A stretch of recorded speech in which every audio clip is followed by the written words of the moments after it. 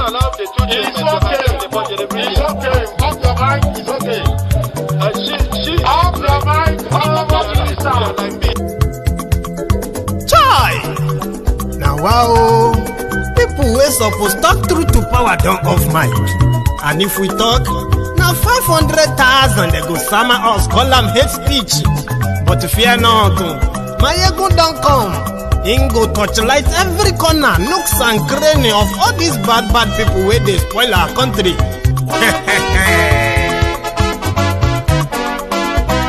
So my people make we laugh, my ego don't come, my people make we shout, my ego don't come, my ego don't come, man of the masses, my ego don't come,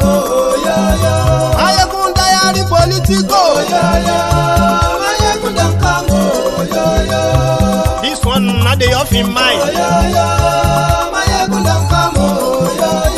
And in the touchlight every corner.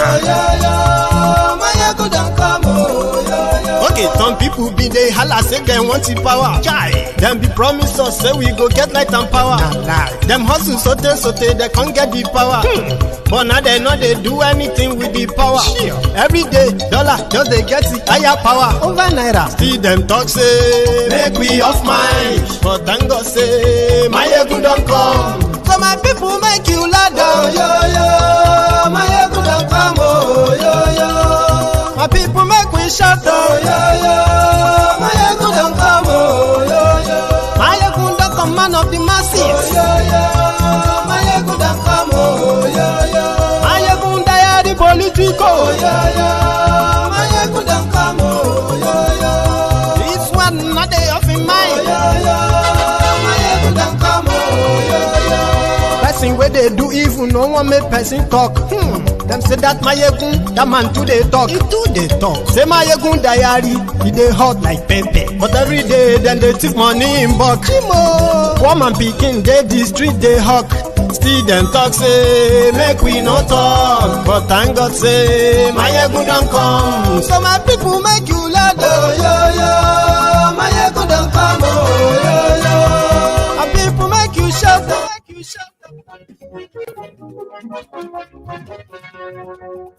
Hello there. Mayegun la wa mo la mo to dodo.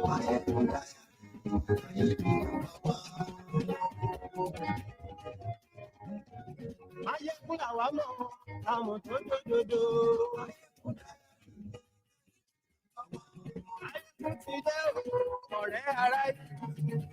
Good morning to you once again. Good afternoon to you. And good evening to you from wherever you are joining us. This is Mayegun Live.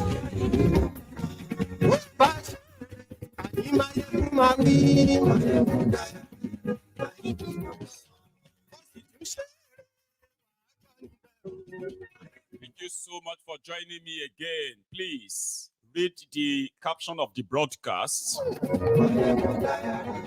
the description of the broadcast.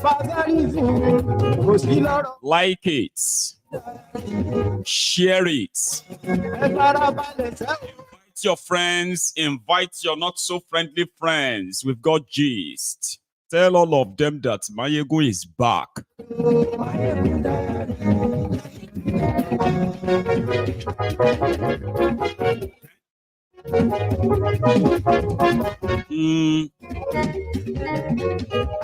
Suraki. Thank you very much. When you are reading about a state capture, where criminals are the ones ruling the country, Nigeria fits in so well in that description, and I will show it to you. You know, we usually call Nigeria a crime scene. Nigeria is the conglomeration of most of the political criminals, the political animals you can come across on the surface of this earth. They are very, very vicious and visionless. They are very selfish and self-centered. And they rule their own world, the bubble that is about to burst. Share this if you haven't already.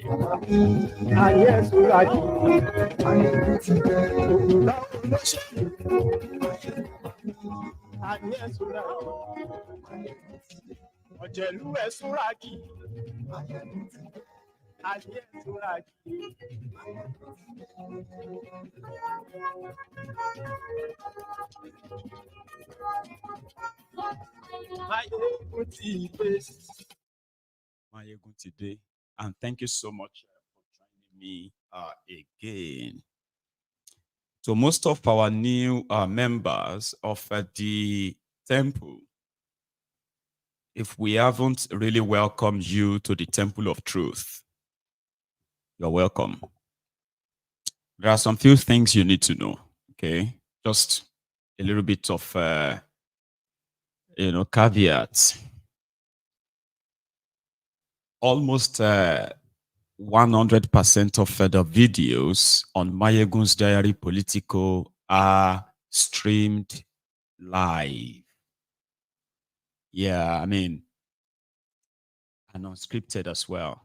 So they mostly bothered on the current happenings. And the way we do it here is that we have a two parts to every broadcast that you might come across on Mayegun's Diary Political. It is mostly 3 hours. So the first part is where Mayegun, like this, I can gist you. Depends on how you see it. I can keep you consciously awake politically. I can make you be more interested in what is happening than just the headlines. So doing so means, so most of the time, one, we have to wait for others to join us. There is no single part of this broadcast that is not with its own message. See the first 2 minutes. Mayegun don't come, yo. If you listen to the lyrics, to those who understands, right? You can tell it is the music is introducing you to this platform and what it is all about. If you can't take it, because most of what Mayegun will say, ordinary person in Nigeria, if they say most of them, they will end up in jail or they will get fined. These are just to tell you that I am talking about the politics of a place, the politicians of a place, and the government of a place that is pretentiously democratic, or says they are practicing democracy, but they are actually practicing gangsterism. It is a place where anything goes. And to cover it up, they criminalized free speech. So the music tells you about that on Mayegun's Diary Political, don't worry. If you can't say them, there is a way Mayegun will say them. It won't pay any fine and it won't go to any jail. So you can obviously relax, sit back and relax and understand the people ruining Nigeria better. You get that? Now that's the first part of the music. The other one that just plays behind the scene before we kick off, that one too in Yoruba is saying the same thing. Godfatherism. That simply means that I can be your friend now. Maybe because I'm talking about the people you don't like. Sure, you know that generally, we all believe that we don't like the politicians. They are liars, they are betrayers, they are this, and that. But what some of us don't want to admit is that we have politicians we don't like, and we have politicians we like for whatever sentimental reason.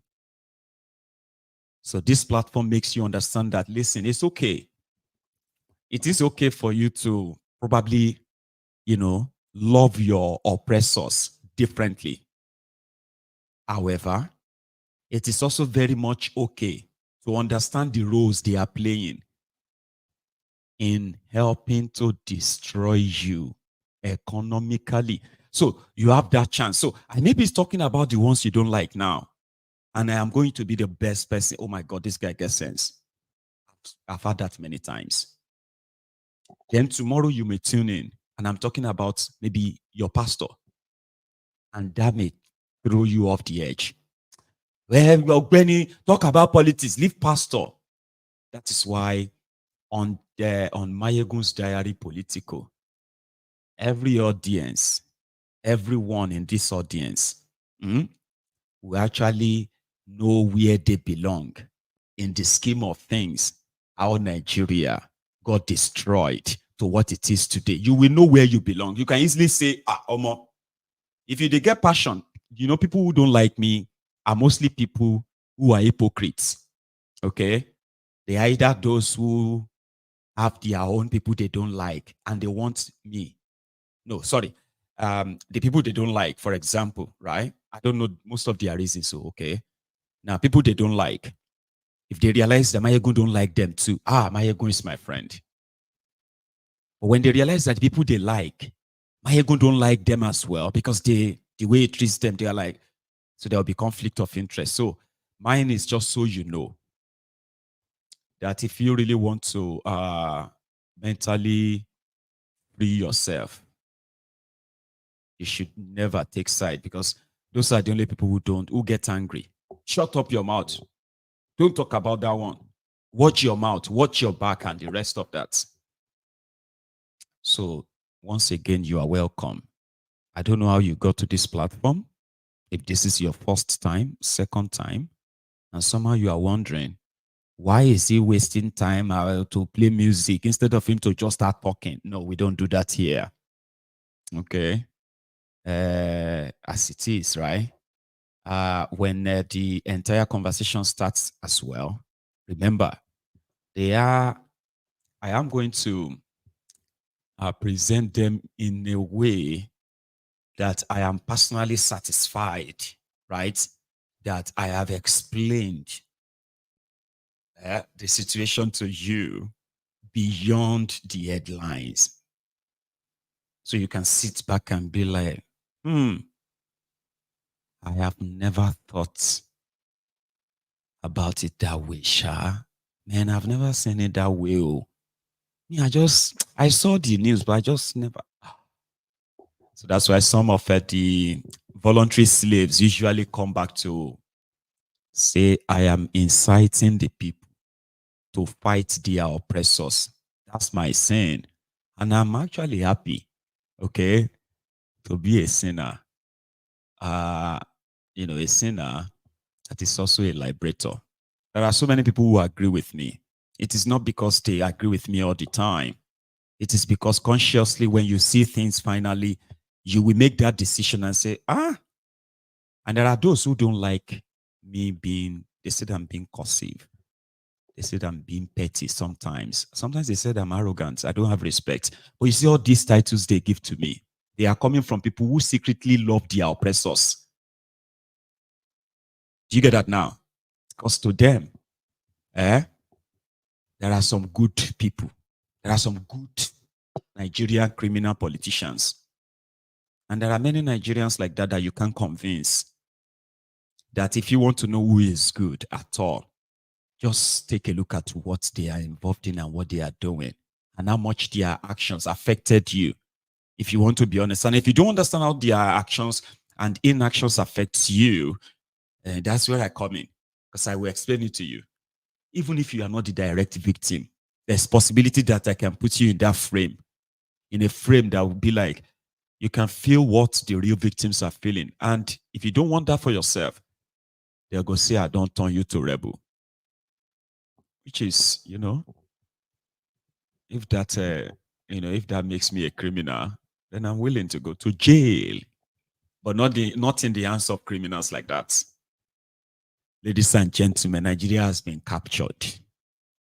And captured and then ruled with fear, threats, weaponized poverty. You see, these guys, what Nigeria has become, it is like a free-for-all. It's a free-for-all. If you have a chance of laying your hands on anything in Nigeria, you can steal it, you can hold it. Yeah, and I'll tell you how. You just need to belong to APC. Primarily, you have to belong to APC. You need to be a criminal. Somebody with a criminal record. Certified criminal. That's how you are going to fit into APC. But since they are also group of desperados, fraudsters, then they gaslight the people. Add that with fear-mongering. People get so confused. They are hungry, don't forget. They are unsafe. So people are confused. In the midst of that confusion, right? You just watch them deplete your entire common patrimony. Then we come back and talk about it. Oh, that one stole 20 billion. This one stole 40 billion. Accountant general of the country. Somebody who was supposed to just be handling documents and all of that. He managed to steal over 180 billion naira. How did he do it? He's not in jail. He was given a chieftaincy title, 3 chieftaincy titles in a single day by the Kano Emirates. Now, you have a system that totally rewards criminals. You understand? And you have an entire system that also rehabilitates criminals in a way. I'm talking about political criminals, looters, in such a way that they can recycle themselves, represent themselves again and again. And they do the same thing, even worse, again and again. But they never go to jail. Rather, somebody else will just come and they will say, I don't cross to PDP. The girl says they don't appoint them here and there. People will scream. The next few years, this person has stolen again. And if you are worrying too much, he may just go on and become a governor somewhere. This is what Nigeria is. And they have the secret police that knows everything about everyone. They just don't act as secret agents as they are supposed to be, same way as everyone, unfortunately, right? So the story you are about to hear this evening is a very sad story.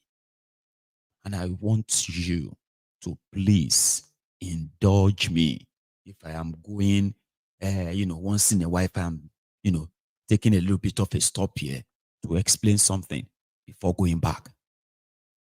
The man is Gandollar, the Babanriga Mobile Banking CEO of Kano.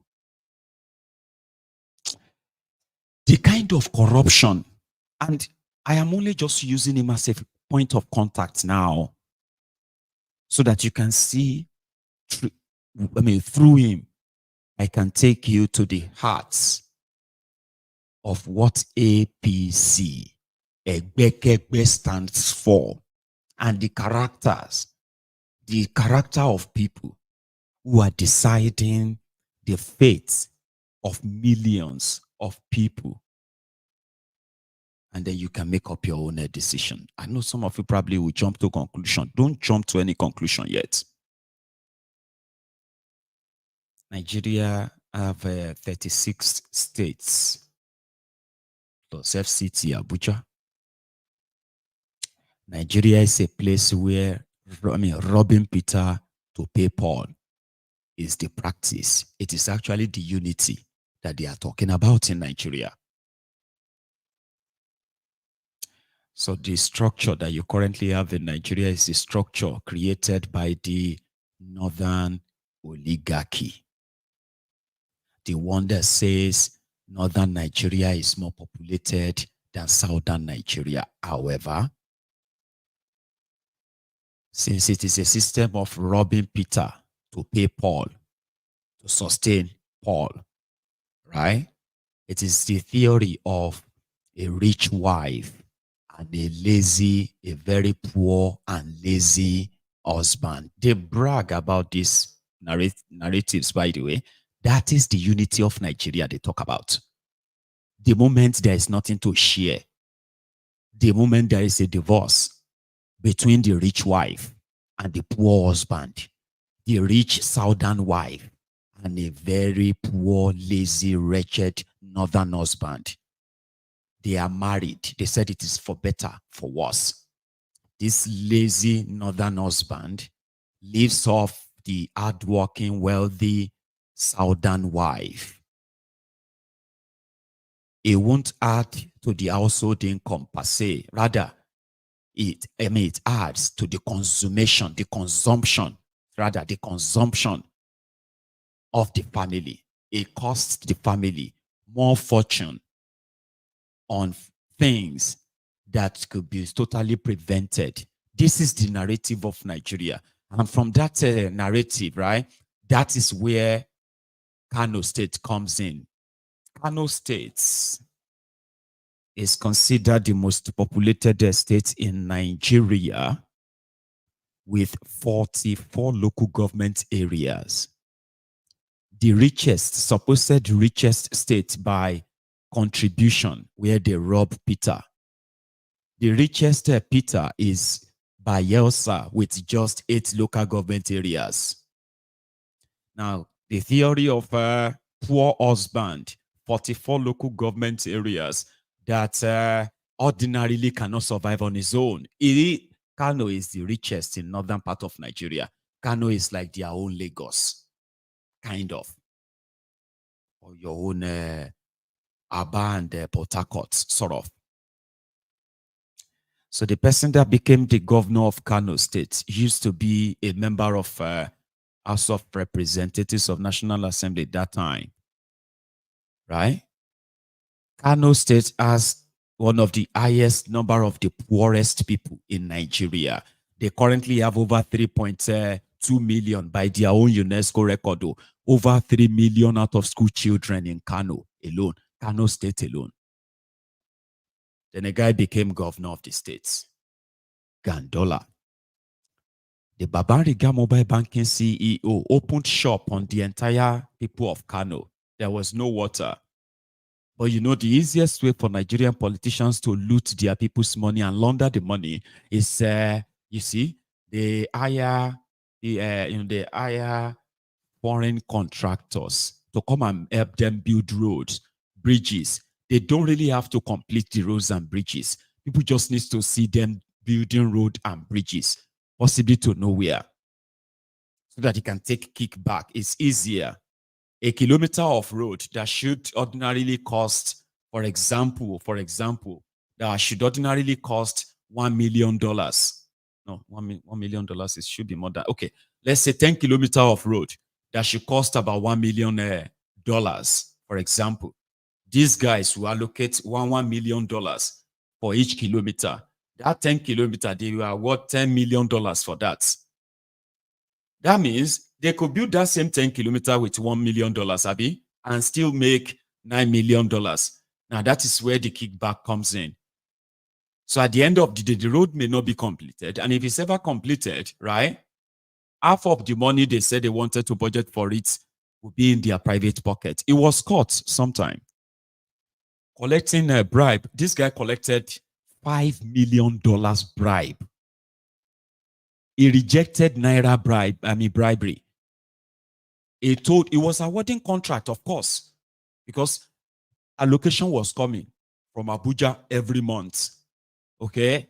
They were allowed to borrow money in the name of Nigeria and just say you need the money, you want to do something. So the World Bank and the rest, they will have access to borrow money everywhere during that time, and the money they will squander. So for 8 years, Gandollar stole over 100 billion naira. That is the one they found so far. His wife stole over 20 billion naira. How did wife of a governor have access to steal public money? How? Don't forget, it is a crime scene. It is the criminal's den. All they had to do is just, the husband was governor. All they had to do is just put structure in place. But they opened 44 bank accounts for 44 local government areas in Kano State, that the woman was drawing over 100 million naira every month for 8 years. And that is just from local government. Others, from ministries, from, it was a looting bazaar. And these people are Muslims. They were supposed to be Muslims. Normal Sharia. I think Sharia says they were supposed to be stoned to death. But then be rich thieves. Okay? If you see both husband and wife self, Baba, ish. You won't know that these are the people who looted over 100 billion naira from their people in Kano State. Somebody said if they use that 100 billion naira, if they use the 20 billion naira local government money found in his wife's account, if they use that 20 billion to build schools across the 44 local government areas of Kano, that means each local government area will have 2 brand new primary schools.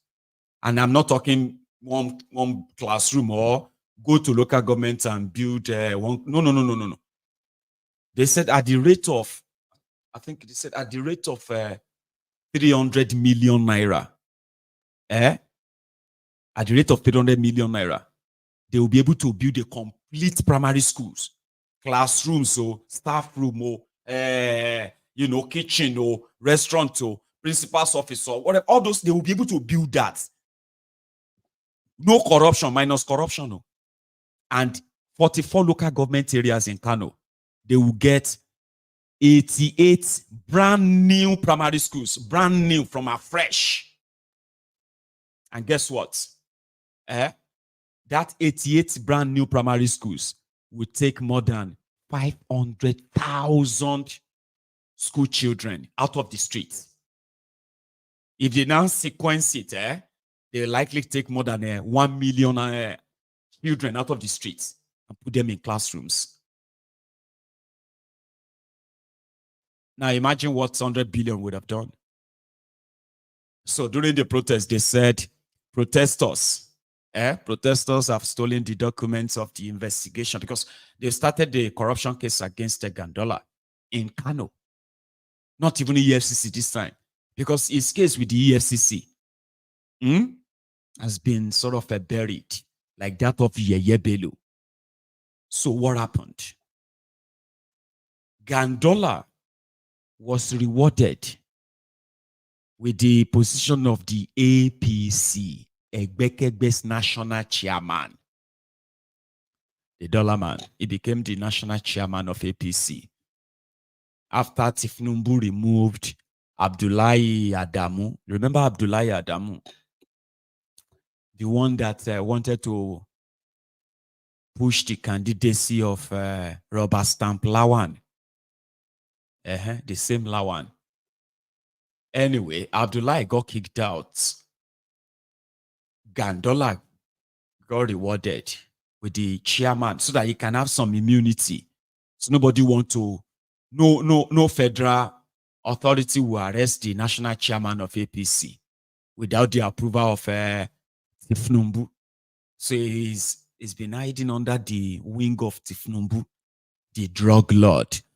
So if you look at everyone around Thiefnubu, 99% of them are criminals with criminal records. And I'm not exaggerating. You just need to take your time and look at them. Okay? I can be listening to them, like giving you their names. And I will be right. I'll give you another name or a few others before we go this evening. That was how Gandollar got. So Gandollar now tried to use the Supreme Court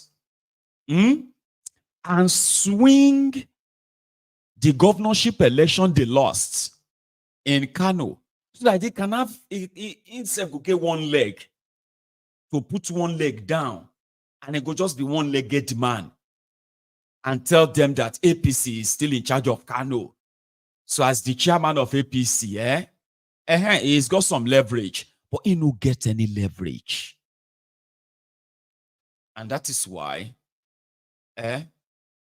he's been trying from the inside and out. He's been trying so much to prove to Tinubus that it can be very useful. But with this issue of corruption in Kano, story is changing. And from the grapevine, the Babariga mobile banking CEO, the thief, the Barawo of Kano, the Barawo chairman of APC, they won't come out. And they said in the last 3 days alone, 72 hours. I mean, from the people in the know, anyone where Gandollar never called right now, maybe the person is not in Nigeria and the number is not going. When it comes to people, he's been calling to talk to thiefnubu because from the grapevine, they said it is going to continue to be a stain. And the only way to kind of ease him out right now is to go and make the thief the Nigerian ambassador to Chad or Morocco. And they said Gandollar has been telling everyone that this is no good though. Now this is where thiefnubu want to reward them. That thiefnubu want to retire him from politics. See, now my hand with this. And somehow, if they come out to deny it, then you can now take everything I said to you 100%. But for now, all of this you are hearing right now, they are not secrets. You get that? And some may tell you that, no, it's another reason. If there is nothing around it, you will never hear that. Hear it in public like this. Nobody say that thing has any value to you. No. Remember, I am only trying to show you, especially those of you who believe that somehow, the problem of Nigeria is once Nigeria get one good leadership, all these things, there are people who believe that, but you are ignoring something. You have an instituted, crooked, compromised system. And a lot of us agree. This system is, man, honestly, this Nigeria system, Nigeria is too corrupt. Nigeria is yeah. That's an admittance that the system is crooked.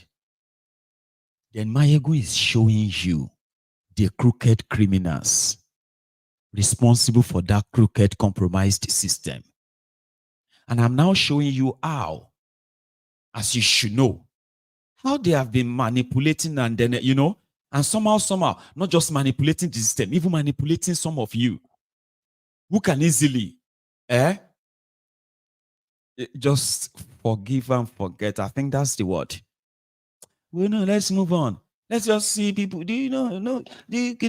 Let us just pray that Nigeria work. You will ignore the obvious and pretend they don't matter, and then begin to create an imaginary whatever solution or progress, whatever it is in your head. So that is the difference. I am here to show you, as always, that even if you believe that now leadership will fix that contraption, I will continue to show to you how you will never be able to do that. Because the system they have created that prompted you to believe that now one leadership, that system will ensure you will only be dreaming of that one day. I just know, say one day, somebody is going to be the leader of that one day is because to you, a good leadership will emerge from a terrible system without destroying that system first. Do you see the confusion you probably you've been entertaining in your mind? I'm not saying that your theory of good government, once Nigeria are able to choose good leader, once they are able to choose good leader, you will see everything will just then you are ignoring those who have sustained a system that lasted more than 5 decades. And that system continues to give you horrible, horrible, horrible people. And then you have a chance to see how they are doing it. Something some people actually really relish a lot. There are people who relishes all these guys as they are toying and playing with their lives, right? They kind of like it. See politics. Man, leave politics for Tinubus. See that strategy. See that strategy now. It's a strategy of, they are looking at criminals, beating the law, putting themselves above your laws. And there are people who like them for that. This is a strategy. See brain. My person when no strong, no fit do Nigeria politics. You need to be very strong to do Nigeria politics. You need to be very street smart. But these are crimes and these are criminals perpetuating crimes that they are lobbying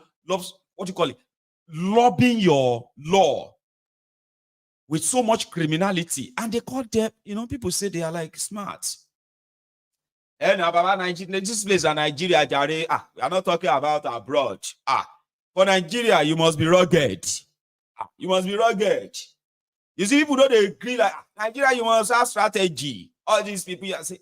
So they relishes that. That is why on Mayegun's Diary Political, when you jumped away from all of that, and they suddenly begin to fantasize about this, once Nigeria get leadership, one day Nigeria will have leadership. You see, I just know that one day, the moment when you are ignoring why you will never have it, it will remain your dream. So people like us now say, break it up and save lives. You know what that simply means? It says, break up this contraption, break up this arrangement, break up this establishment. And then you suddenly goes into a fix. No, what do you mean? How do you say we break? Come and break it. Come and break it. Now so now go just sit down, they talk. You become angry. They say break it up, you are angry. Why are you angry? Because you are waiting for good leadership one day. How is that going to happen? Some of you are even hoping that the military will take over. Man, only military will fix this country. Do you know how confused you have become? To come to the level and feel like now military. Man, only military. See, let me tell you something. Now only military boys can. You have the same military in that same system. All of them are inside that same rotten system that is us that produces your military, produce your police, produce your secret service that cannot capture terrorists. But they can capture you when you are using your WhatsApp to speak your mind. It's the system. It has to go. And if the system has to go, it means all this whole arrangement will have to be broken. Stop getting mad when they say break it up, like say, It is because of a rotten system like this, compromised system like this, that is why they have criminalized free speech, criminalized peaceful assembly, criminalized self-determination, criminalize all the things that makes you human, that makes you express yourself as human being, not zombie. It's that system. If you break it up totally, even the northern Nigeria that they have said they have to depend on Nigeria. If Nigeria break up, the North will suffer. They will realize that they won't suffer. The only people that will suffer if Nigeria break up will be the criminal leaders from northern Nigeria. They will be the one to suffer.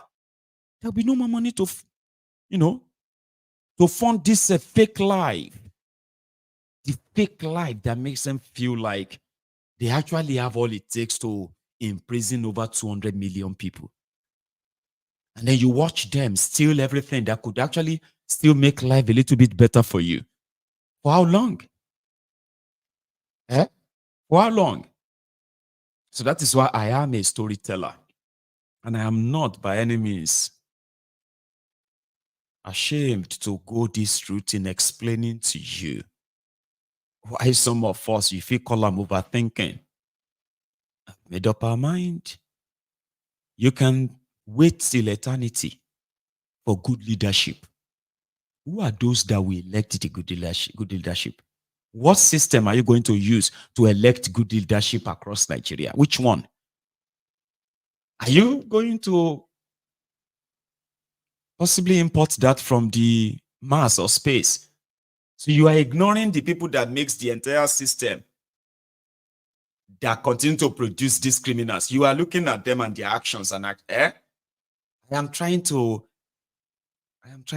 deconstruct your mind from supporting those who are responsible for all of your life problems. They are now using money to marry. They have a policy in Kano. They are marrying off people who have no full education. They have no proper real skill. They say they are saving them from haram and fornication. It became the state policy from the robbing Peter to pay Paul system in Nigeria. They know that Ogata in Yoruba, which is whether the business is selling or is not selling. An employee, your employee will still get paid. You have to pay my salary. Whether they make profit or they make profit. Once month comes to an end, you will pay me. Oh. You better sack me, say you don't get money again.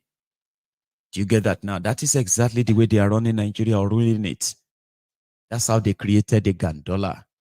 A Gandollar that once actually, proposed for death sentence for those who loot the Nigerian treasury. I'm going to take you back to that. I played that this afternoon just because we are now like in the general assembly.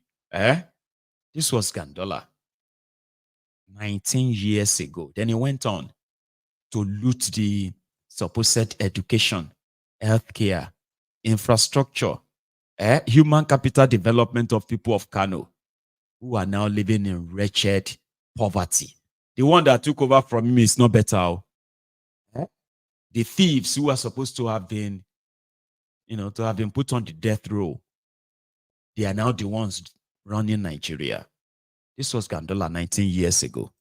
And the ICPC Acts allow offenses of corruption and financial crime to be bailable. This situation does not help the fight against corruption, Mr. Chairman. If a suspect standing trial for the offense of corruption is sure of his or her freedom or liberty when arraigned before a court of law, the fear of committing corruption is diminished. Moreover, an accused person standing trial for corrupt offense with his liberty and freedom can adopt every available means to frustrate prosecution of the case. In this respect, Mr. Chairman, I recommend that the offense of corruption and financial crime should be made non-bailable in our courts.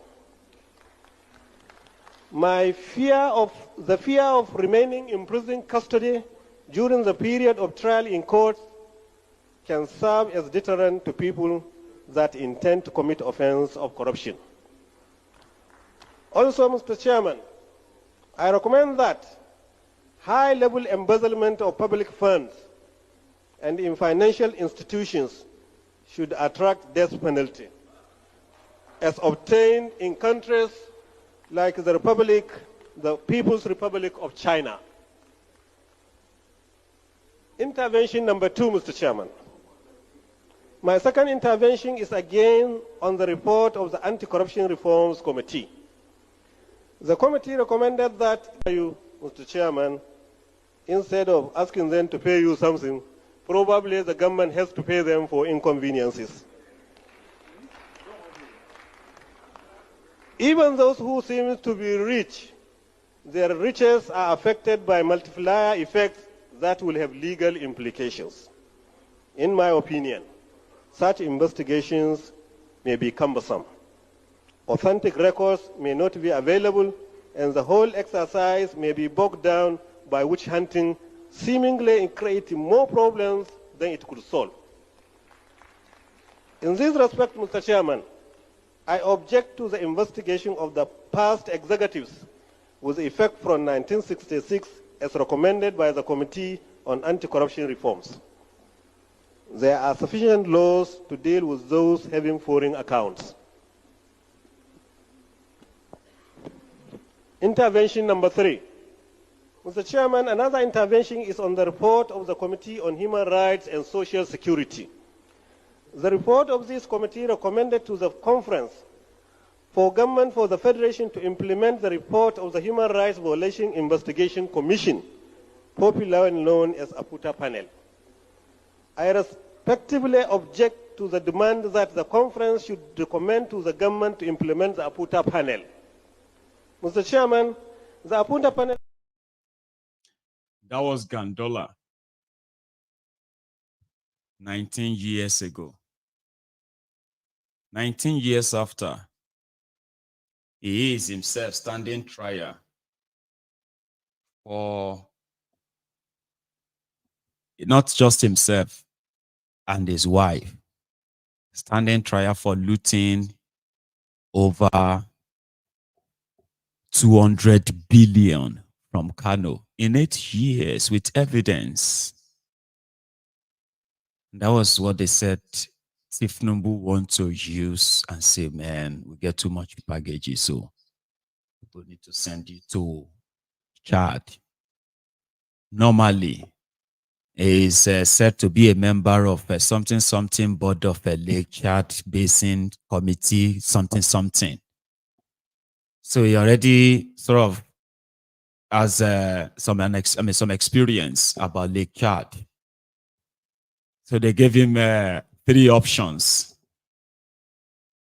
Chad, Morocco, Abi Tunisia. Which one of them would the Barawo choose? They said the Barawo was like, no, I don't want to choose anything. Tinubu is trying to retire me. Now, Tinubu is in Malabo, in Guinea, pretending to be making oil deal. But we know he's not making any oil deal.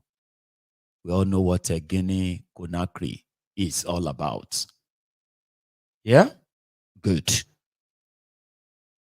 When Gandollar was caught stuffing his Babariga with kickback dollars from the awarded bogus contract,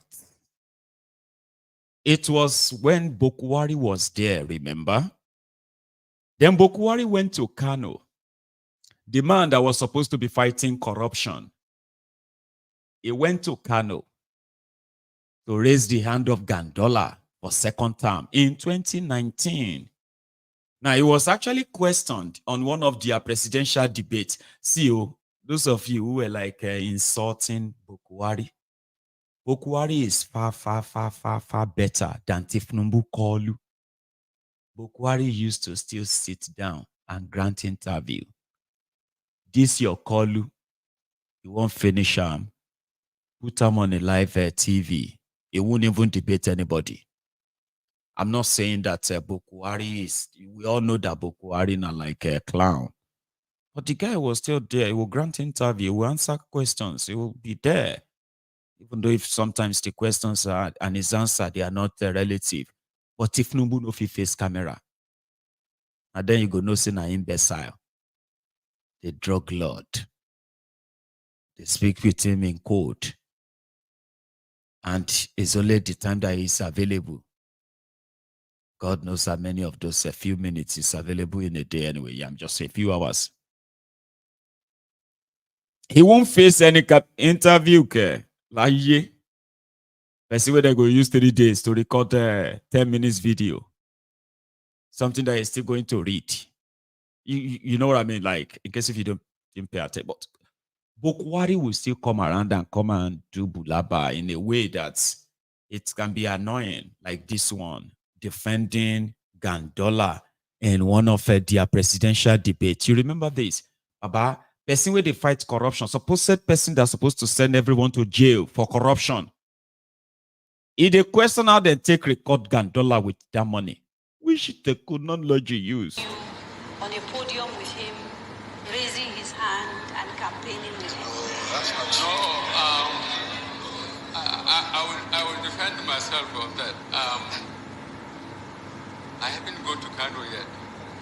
I have just gone to Kogi today in my bin. That clip, somebody brought it me, how the Governor of Kano State was receiving dollars and smiling and putting it in his pocket. I don't know the extent of technology used, and I can't understand it. Now, because the State Assembly has taken it, they have gone to court, I decided, not to talk about it. In the court, it's in the State Assembly, so let them as much as possible deal with it. But Kano, this thing has received a lot of publicity, and I hope by the time I go on my campaign for re-election, there will be some answers from the host of the State Assembly in Kano State.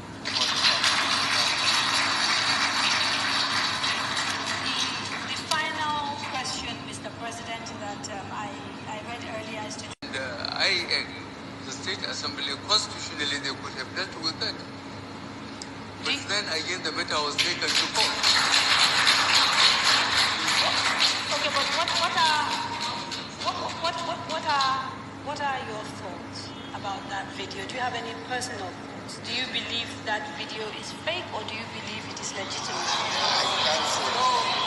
He can talk for himself. As I told you, I have seen the clip. I don't know how much technology was used, but can Gandollar fail to trust somebody to get the money to him? He has to take it directly himself, smiling. I honestly am completely overwhelmed, and the On a podium. Nuisance, Lele. Did you see that? Pastor Ruga was answering for him, saying Bokwari didn't know if that video was real or fake. But Bokwari saw the video. He said he saw the video where he couldn't believe it himself. And guess what he asked again? He asked himself, like, Gandollar cannot ask somebody to collect it for him. He's collecting it himself and he's smiling. And he said, man, that one was shocking, though. Which means he saw the video. It's not one video. It's about 5 or 6 videos on different occasions when they go there and go collect. They go again, they go collect. Changing Agbada and everything, though. Bokwari saw it and he was honest. He was like, man, I saw it, man. But he started asking, I don't know which technology they use. Which technology? Papa, you saw it, Abi, you know, see him. Papa, somebody don't collect, Abi. Why don't you just be honest? That's when you get to know that APC, Egbekegbe, is a den of thieves. By the time Bokwari was done, Nigeria was bankrupt. I mean, you still see that today, don't you? Nigeria became bankrupt. Here is another governor who was a governor under Bokwari. His name is Patawale from Zamfara. He was the guy who took gold to Bokwari that Zamfara had gold. How many of you remember this? And if you are from Zamfara State, do you know where this your gold is now? By one Bashir Hadeja was in the State House to show President Muhammadu Buhari bars of gold and other. Listen to me, oh. Remember that Hadeja guy, the guy that just got arrested for terrorism. In fact, I'm going to add this video soon as well. But watch this. The guy that got arrested for terrorism now, was with Patawale when they went to go and present this bar of gold to Bokwari as Zamfara gold. That guy is a gun runner who is accused, right, of being involved in the terrorist act that invaded Libya and attacked Libyan central bank, and they looted Libya central bank of their gold and every other thing they could get. He's been wanted. He's from Kaduna. However, this guy is a member of APC, Egbekegbe. is one of the terrorists or gun runner for terrorists in Zamfara. He was inside the asshole rock with Patawale. Now, Patawale is now the Minister of Defense in Nigeria.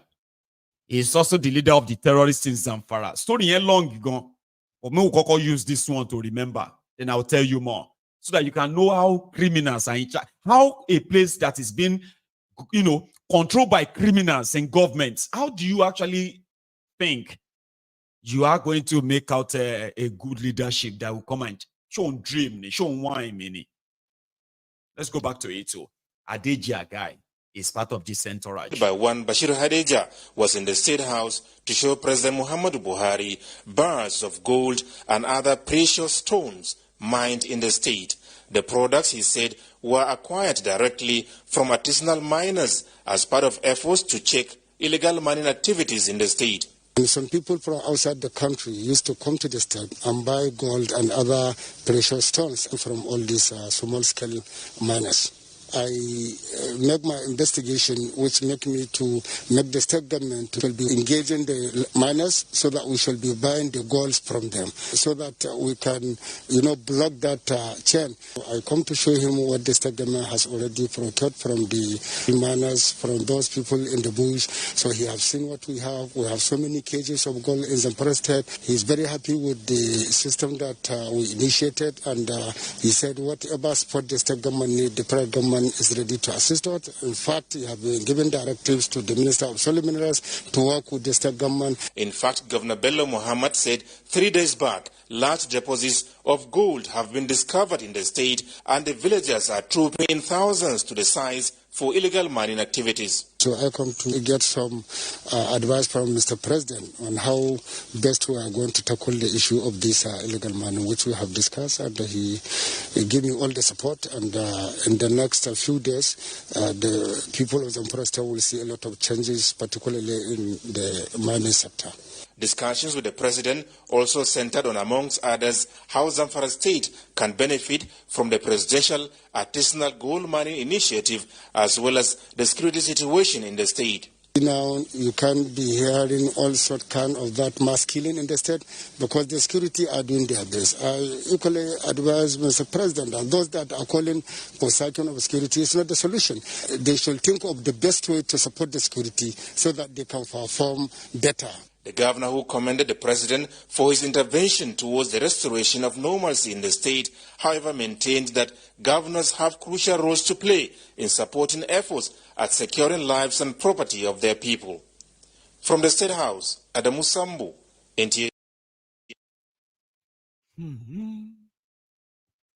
This is the guy behind Patawale as well as the Zamfara gold. His name is Bashir Adejia. He is a prominent member of the APC terror group from northern Nigeria.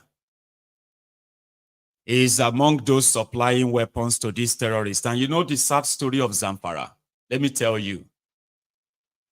In 2019, Patawale became their governor.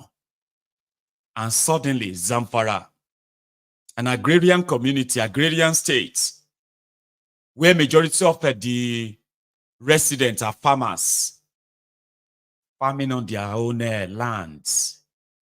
Then Patawale became their governor. But before Patawale was Yari was APC, Egbekegbe too. Now that Yari was governor for 8 years. He is considered to be the richest governor from northern Nigeria, and he didn't make his money from looting Zamfara. It was actually selling the precious stones, mineral resources. This guy, as a governor of Zamfara, had his own private jets. I mean jets, not one, not two. Dedicated into smuggling all these mineral resources, all of them out of Zamfara, undetected. So when Patawale became governor, they needed to wage war against some of the sites that Yari's men were controlling, terrorists, armed terrorists as well. The governor has this, that former governor has his own. He's a senator now, that Yari. So when Patawale became their governor, he brought his own team. But he couldn't really go take over where Yari established in Zamfara. You know, they just decided to go after the farmers. In a single year, they displaced more than 1 million people in the Zamfara alone. And God knows how many people they killed too, including farmers. And suddenly, farmlands turned to mining sites in Zamfara. And the governor of Zamfara state sanctioned it. He said, the young people who are mining all this land, ignoring the people killed, the owners of the land, at least they are engaged. So the state government will begin to collect the gold from them. That was what the birth of Zamfara gold. That's how it started. Now, the guy that Patawale took to see Bokwari to present gold bars, purportedly from Zamfara, that same guy has now been arrested because he's also involved in the looting of the Libyan central bank during the Libya revolution. Yesterday, we spoke about him. This was his video. That time when he was, displaying his wealth. I think I also have a video of him making making a deal, the gold bar deal. I'll go and try and see if I can put that up. That Adejia guy that is now being paraded as a terror sponsor, gun runner. This was him displaying what is believed to be some of the looted gold bars from Libya Central Bank back then. 1 ton. In total, 24 carat. It's 1 kg. 1 kg. This is in each box we have 50 kg. 1 kg here. In each box 50 kg. In total we have 1 ton. 1 ton. In total, 24 carat. It's 1 kg. 1 kg. This is in each box we have 50 kg. 1 kg here. In each box 50 kg. In total we have 1 ton.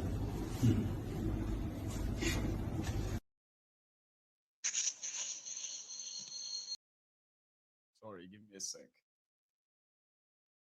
I'm trying to kind of put up that clip of him making a deal. Let's see if I still get it. And that should be it.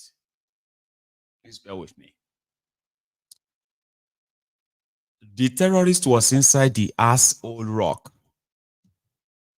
Now, immediately after Patawale left as governor, got defeated in 2023, that last year, Patawale retained all his own terrorists in Zamfara, that his own successor is not happy that, even if you want starting whole mining, the past 2 governors, they've almost like taken over the entire state. Mining, and nobody is seeing what they are mining. I think that's the clip, right? This is Adejia again.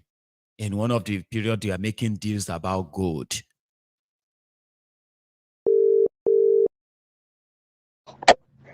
That's right. No.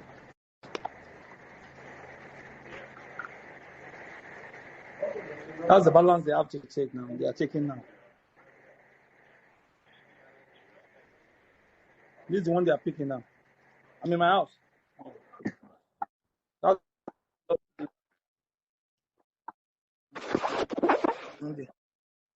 I'm the one there. I mean, that's the thing. So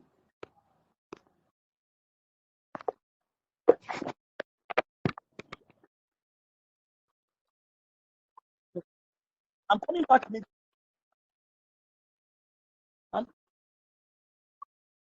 Okay, I'm sending you the number now. I'll send it to you. Forward it to them.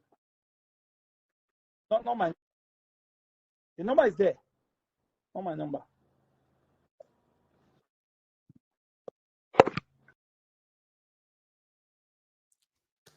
So that was himself and one of those who are dealing in precious stones and all of that. Did you see he's gone, right? Okay. So these are dangerous people, just so you know. But they are dangerous because they are protected by criminals who have gained access to government and power. And they can protect them. I don't know what went wrong. Bello Turuji last week raised the alarm and said, for the second time in 2 weeks, that Patawale has been funding terrorism in Zamfara. So people should know that, even though he's the Minister of Defense in Nigeria. In one of the Patawale's, how do you call this? Is that called stake houses? Well, in one of the properties that, as a former governor of Zamfara, in one of their stake houses where people believe that sometimes these terrorists, they do camp there, and under the protection of Patawale, somewhere in Kaduna. If you know where this is in Kaduna, this property is owned by Patawale, confirmed already by the people in the know.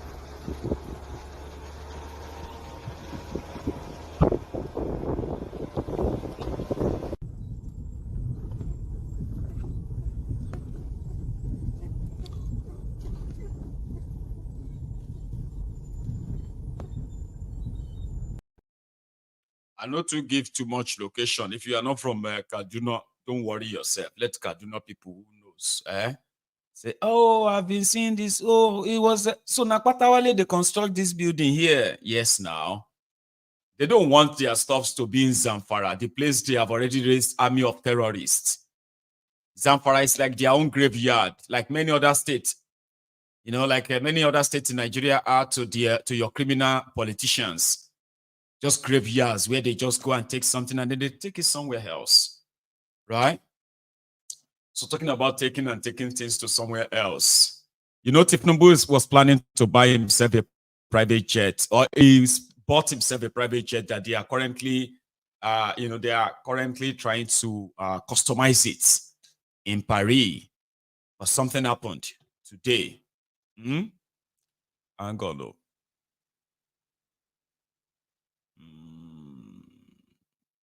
Okay, I'll leave it.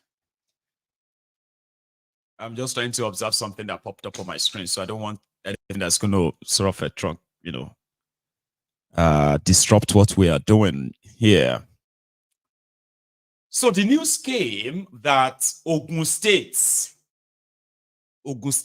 government, they breached a gentleman agreement between themselves and a Chinese firm, Shangzhou. Don't ask me to say that again, okay? I struggled to pronounce that this afternoon. So in 2016, they signed a deal with the Benga Bewiri Daniel's government, I think way back in, I don't know. So Amosun came, and after 6 years, Amosun terminated whatever was the arrangement because they had this export processing plant in Ogun State. There was a place called Ogun Free Trade Zone. I think one is in Igbesa, in our local Igbesa, you know. So allowing them to process whatever it is they are buying from Nigeria and they want to export to their country, and that's how they make their money. So they invested in that plant, and suddenly they were supposed to be running that plant, or the contract was supposed to run for certain years. So before then, Ogun State government terminated that. So they went to court in Nigeria. Nigerian court played them. So they took it to UK. UK courts now ordered Nigeria, Ogun State and Nigeria. In fact, they sued Nigeria. That's because that deal was between Nigeria and China. And all these states that created free trade zone, right? These Chinese will move there. And whatever they do there is like protected by the free trade zone law, blah, blah, blah. if you understand, okay? So it's still the federal government of Nigeria. And they actually took the federal government of Nigeria to court, and Ogun State government, I heard. And the court of arbitration in the UK ruled in the favor of that Shangzhou's company. And they said that, okay, since your contract has been terminated, this or that, before time, then you are due for a compensation of 74.4 million euro. And this was way back in 2021, 3 years ago. There was no response. There was no nothing. A lot of us didn't even hear about it until yesterday.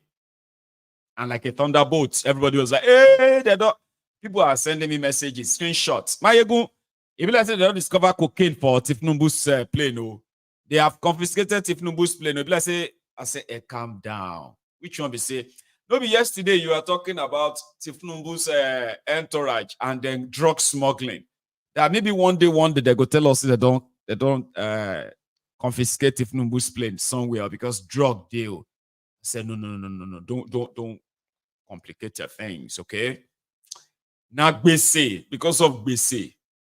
And according to what we heard, they said the U.S. Appeal Court has also backed this Chinese company. Now, here, in 2021, the UK court said Nigeria should pay this company to cover their losses on their investments in Nigeria, which is a thing, right? Anyway, Nigeria ignored until yesterday when a French court ruled that Tinubus new toys, that they are still trying to help him customize in France. You know what is besele? Besele means? It simply means that the government has claimed it for the creditor, person where Nigeria hold money. How is that even possible? There are currently 3 aircraft from the government of Nigeria in France. On my way to waiting 3 planes they do for France, right? Okay, they bought 2 Tokumbo planes, right? They are refurbishing that or customizing that.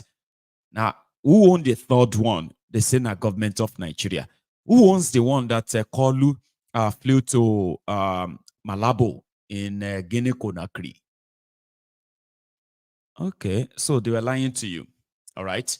Anyway, so they said that because of these debts, anywhere where they see Nigeria property, any property linked to Nigeria in any part of the world, this company, they have the rights to take them until they make all of that compensation money back. So Ogun State government, I've been Ogun State people can say, sorry, everybody, for the embarrassment. Here is their story. We naturally regret any embarrassment this has caused the federal government of Nigeria. Is dumb excellence. Sorry.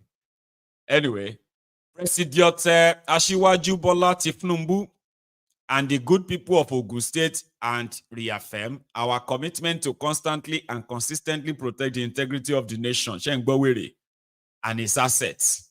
We have taken all necessary legal steps to ensure that this spurious and baseless order is vacated within the shortest possible time. As a sovereign nation, whose assets are protected by laws of sovereign immunity, we vow to resist any attempts at blackmail and theatrics clearly designed to extort and embarrass our dear country. So this Chinese company wants to extort our dear country. It is important to note that Ogun State never gave up on a reasonable settlement option. With the most recent letter sent to Zhongshan last week, they said they sent a letter to these people last week that they are ready to settle out of court. That's 2021. Oh. Unfortunately, Zhongshan only responded after obtaining this latest order. A reasonable and objectively quantifiable settlement figure has always been our preference. They might go reasonable and objectively quantifiable. So they are now saying that they get money to offer them. instead of the 70-something million, okay, and continues to be an option in the resolution of this protracted dispute. He no deny say they hold money. Are you with me? He said, dubious darkball, and the person who wrote that, they said, this Chinese company just want to embarrass us. We wrote them last week to say, come, we'll give you money. Okay? He didn't mention any money, right? He said, we'll give you money. So if you, or more, that's 2021. Dubious darkball said they wrote them last week. Last week. That these guys didn't answer them. So that means dubious darkball and Ogun State government, they are aware that these claimants instituted a case in France, in Paris, and they don't tell anybody. Kini issue go. Like they are aware that this person or this Shangzan they have instituted a case of claim against the properties of Nigeria in France. They were aware. They didn't tell anybody, say, no go France. And so they go there. See, now so they go, they pick some of you up. By the time the Nigeria Bisi entered the, what they call the journey of no return. Nigeria, the Bisi of Nigeria, 10 generation cannot pay them. You know that Nigeria's debt, there are some of them that they have to repay back in 100 years. Even though you are dead, anything where you produce, anything that come out of you, Omasonu Bese Nigeria. You get that one? And if all this generation, now that they are creating poor Nigerians, weaponizing poverty, our children, only in Turkey. You go say the connecting flights, Lagos to Turkey, Turkey to Syria. Only Syria for holiday. You won't do stopover for Turkey. Be to Bangladesh soon in China. Only slave camp. They go tell you there, say you are inmate number 322,000. We don't capture 320,000 of you. You are 321,000. That's your tag. What I do is you are paying the debt of your grandparents who died in year 2061. This is year 2105. In year 2105, you go see some of your children. They go capture. You see, I'm going to school in. I'm going on. I just got admission in Sweden. Sweden, Bolonlo. You can't do stopover in Germany. The rush. Le Zoom. I want to do my creative colony of African debt or collateral. A lot of you will be there. So what you are making today, all these things that some of you are supporting today, you have no idea the implication of that in the future. Plain long ban say Nigeria no go get anything where they go collect again. To what stage you come. Immunity. You are a debtor on support immunity. Like what is all this? She beggar they get choice in it. You guys are there, like it means something to me. I won't be here at that time. Before I die, if we don't have Yoruba nation that time, because that's another thing that can save our future, save our children. Now Nigeria get debts. Sure you get now. So Nigeria, where they borrow the money, all of this thing. Once you break them up, okay, may they go Nigeria to pay the debt. Or else, man, I go right inside my way. If I die without Yoruba nation, I advise you, Emma, don't ever claim any Nigerian no Olewu Okweru in the next Fushoni. And I won't be here to save anybody. You won't be here. Most of us won't be here. So I'm talking now, you are laughing. This is not a laughing matter. I'm actually really serious. Take it serious, please. The roles and all the activities of these guys and their actions, they are not something that shows to you that some good leadership is coming to fix what? Share on good leadership. Where is that good leadership coming from? The other day I was reading something just a few hours ago, and it was just a young woman like you in Abuja. She said she intended to go and share money, like she wanted to go and do good deed, like people who are really struggling, People are trying to make ends meet.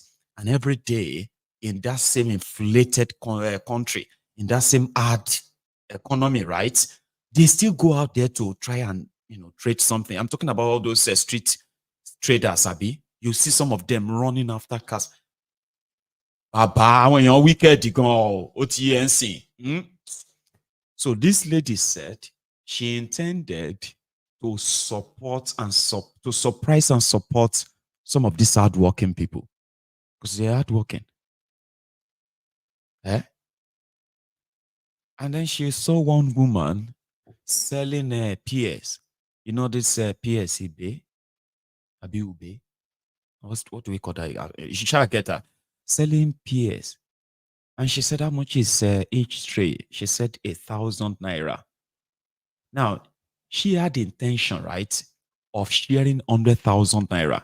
But she was going to pretend to buy something and say, take 20,000. She intended to give 20,000 naira to 5 people. So whatever she buys from you, she'll give you 20,000. That was her plan. Madam, give me 5.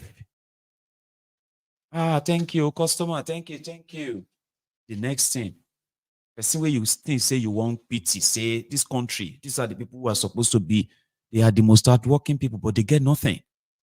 They make nothing. By the time they say they make this profit or that, inflation has already destroyed it in their hands. It's valueless. So you feel sorry for them that you should, we encourage people not to price things. Don't argue price with them. When you see people on the side of the road, they say, how much is this one? They say 2,000 naira, 750. Don't do that. We encourage Abi, or I'm going wicked. I'm not joking. This is, he said, this trader, that was supposed to be honest enough and just, turn that 5 plates, right? Give me 5. He turned 3. Now hold the plastic bag like this. Like that. Instead of 5, she turned 3 into that plastic bag. Okay? And now pick just 2 pieces. Customer, see you, I'm giving you extra. Thank you so much, customer. She put up 2 pieces. And then she took it to her. She didn't leave her car, but she could see all of her tray and everything in her reverse camera. You know that now, on these cars these days. So she said she now took 3,000 because she saw her and gave her 3,000. And she was like, 5,000. You said 5 now 5. He said, madam, take a look at this screen. Inside her car, she said, take a look at this screen. She now see that her tray was actually positioned in front of the reverse camera.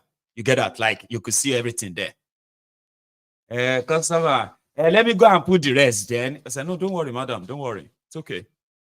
She drove off. Now, among those people who witnessed that, as she moved forward, she saw one selling plantain. You saw that bunch of plantain. And she was like, okay, I'm going to buy plantain. How much is your plantain? That one said 5,000 naira. That big one, yes. That one, that's the one I want to. Also, yeah, go and put it in my boot. She was going to give him 20,000 naira as well. Like, okay, finally, maybe I will do one. This person, swapped the plantain, the big bunch one that was negotiated for 5,000, swap it to the smaller size and put it in the trunk and close the boot. And then as she walked back again to go and collect money, she asked him, why did you switch the plantain? I swear, alone, God is my witness. Why would I would never, God is my witness. The same thing happened to the woman who is selling PS. She was also swearing in the name of her God. God is my, I'm a person of God. I will never do that. Go and ask about me. But when they now show now in the camera that, but look at it. Look at what you've done. Sorry, customer. Maybe I did not count. Bring it. Let me go. I said, no, madam, it's okay. I'm okay. The same one with plantain. Poor people, you think maybe these ones are poor, maybe they know they fear God or more. It is a country where dog eats dog. That is what Nigeria is. Where criminals like this See the guy that they just arrested. See him, he actually mingle with the big boys. Mingle with the big boys. Anyway, so Ogun State said that they are sorry. If any of you feel somehow, it was because these people are trying to extort them. Here is what the guys in Arise. This is how they kind of discussed it. Let's share that. Nigerians have been reacting to a Premium Times report alleging that a French court has authorized the seizure of 3 presidential jets linked to the federal government of Nigeria. 2 of the jets are said to be part of the Nigerian Presidential air fleet, which were reported to be put up for sale, while the third is an Airbus 330, which was purchased by Nigeria but yet to be delivered. Well, according to the report, the presidential jets were reportedly seized after an application by a Chinese company whose export processing zone management contract was revoked by the Ogun State government in 2016. A court had awarded about $74.5 million in compensation. I mean, which kind wahala is this? A lot of people have reacted on social media. Let me just take this from Okpeoluwa, who wrote, well, moving forward, if a state must go into an agreement, contract with a foreign partner, it must be sanctioned by the federal government or the OAGF. That's the Attorney General of the Federation.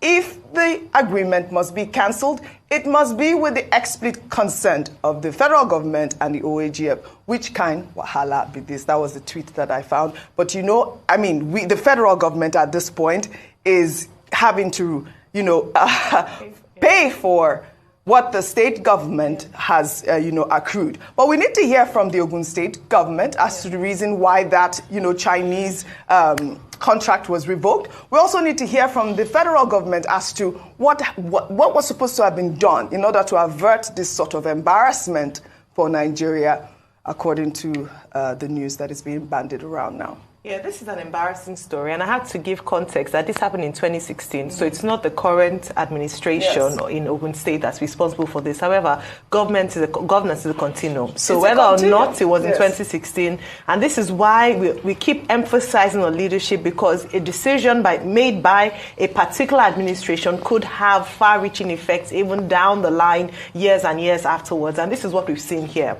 The award of over $70 million as a result of that field transaction was actually done by an independent arbitrary court, and this was done that they should pay. They were owing because of the way their transaction wasn't honored, and the fact that an agreement wasn't honored according to the contracts that had been agreed by both parties.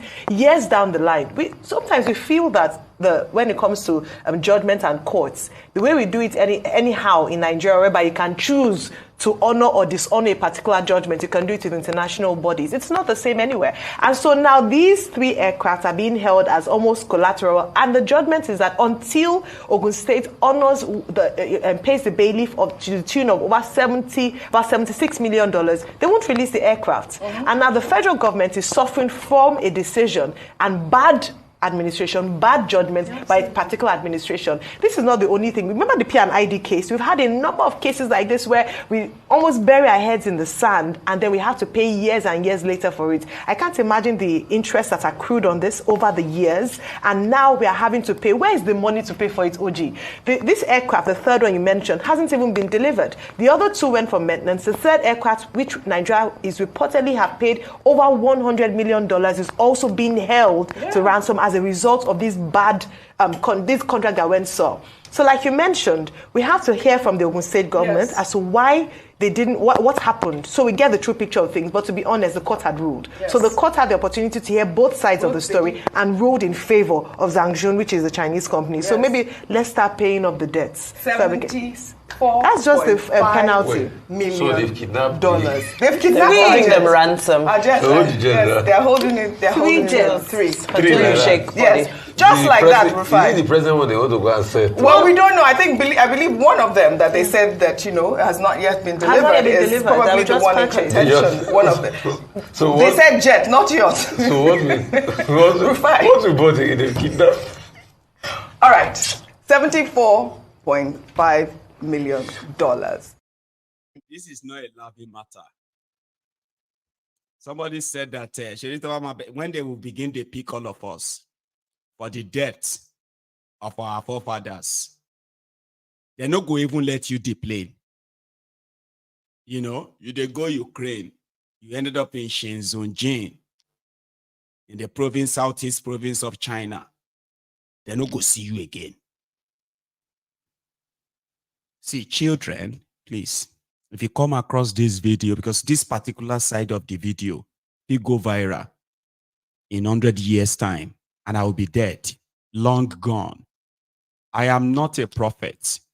I am living in 2024, and I have witnessed how criminal politicians of this era, so I'm not talking to you, I'm talking to the 100 years to come, not you, the viewers for now. Ladies and gents, I'm not Nostradamus. Okay, I lived in the year 2024, and I know you are watching this video in year 2124. This is 2024. So if you are watching this video in 2124, I witnessed how they sold the future. And if you are watching this video from a camp in China, and right now you are wondering, how did you end up in China? Now in Ukraine, you they go. It is because some selfish criminals, they mortgage your future to all different kind of world power. And right now, I don't know the depths, but if you are watching this video in China, we did our best to prevent it. Okay, thank you. Maybe you should do your best as well to see that your own children will not end up wherever you are right now. I'm just saying, because that's the future. This is year 2024. In 100 years' time, they're not going to take plane with these guys and those that are going to succeed them. They will not be confiscating plane. Now, human being, land it will disappear. I say, no. From here, your plane will stay like this. Now, from here, you go the plane. Oh, to any land. You don't even go know. You don't even know where they take you from. They could just say scanning, because by then we did all this digital, that. If you don't, they don't probably digitalize us in 100 years' time. That the moment you appear and it says Nigeria, and this is not funny. And that is why, if you have a chance of preventing that, if you can even just imagine that, imagine you have a chance of looking back 100 years' time and you're like, China, sort of like that. Because these guys will borrow from anything and everything, including borrow from the dead, and they have no intention of paying any of that back. I'm sorry, immunity, bow. They will just scan you. You know, we are already scanning passports now. You don't even know what is appearing on the screen. You have no idea. You appear at a different airport, transiting that, and they just say, oh, American. They say, oh, she's a British Nigerian. So I want any value that. We go take this one to northeast of China. Say, no, I'm not Nigerian, I'm British. She say, no, you are British Nigerian. It shows on your system. You are going to China. Because what about my children? Well, all of you are going to China. But you can stop these criminals without just sitting there and just laugh it off, okay? Because that's the future. Future whereby our children will not have any real education. Yeah, it's already disappearing, isn't it?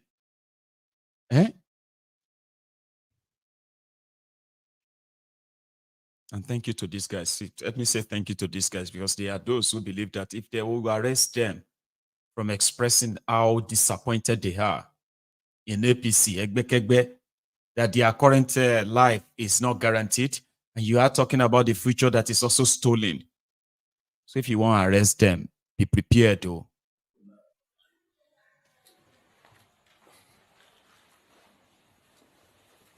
Wait. I'm not going to greet anybody today. Ashwaju Tinubu, if you know, say, you want to kill Nigeria, come and kill us first. We are going to do protest. But I say, Ogun kill you. Ikuma paye abololu burukune. You want kill Nigeria? If this president, you know want to come out Nana by force. No. I be going to punish you. It's not by force. We are going to do protest. Inshallah. Army, police, soldier, if them burn you well, come stop us for this protest. Since when you come this Nigeria, I assure you, everything don't scatter. You want to kill Nigeria? Anytime you say, may we be patient, after we die. Like how long? How long do you think they can survive it? Now everybody they feel everyone is feeling it, including the people who are like supposed to be receiving, sort of support from us. Where they beg for money, now then can they feed some people now? They say, bros, how are you? My God. I say, come. I know you are not like that. Now Nigeria turn you to that. Take this 100 naira, buy something. You don't chop. I say, no, I never. I take this 100. Every time they come here, you bless us here. Now everybody is becoming poorer. Nobody really wants to give anybody any money because there is none. So until it gets to that out of hand, yeah, we can continue to postpone the doomsday, okay? So here is what the World Health Organization is saying about monkeypox.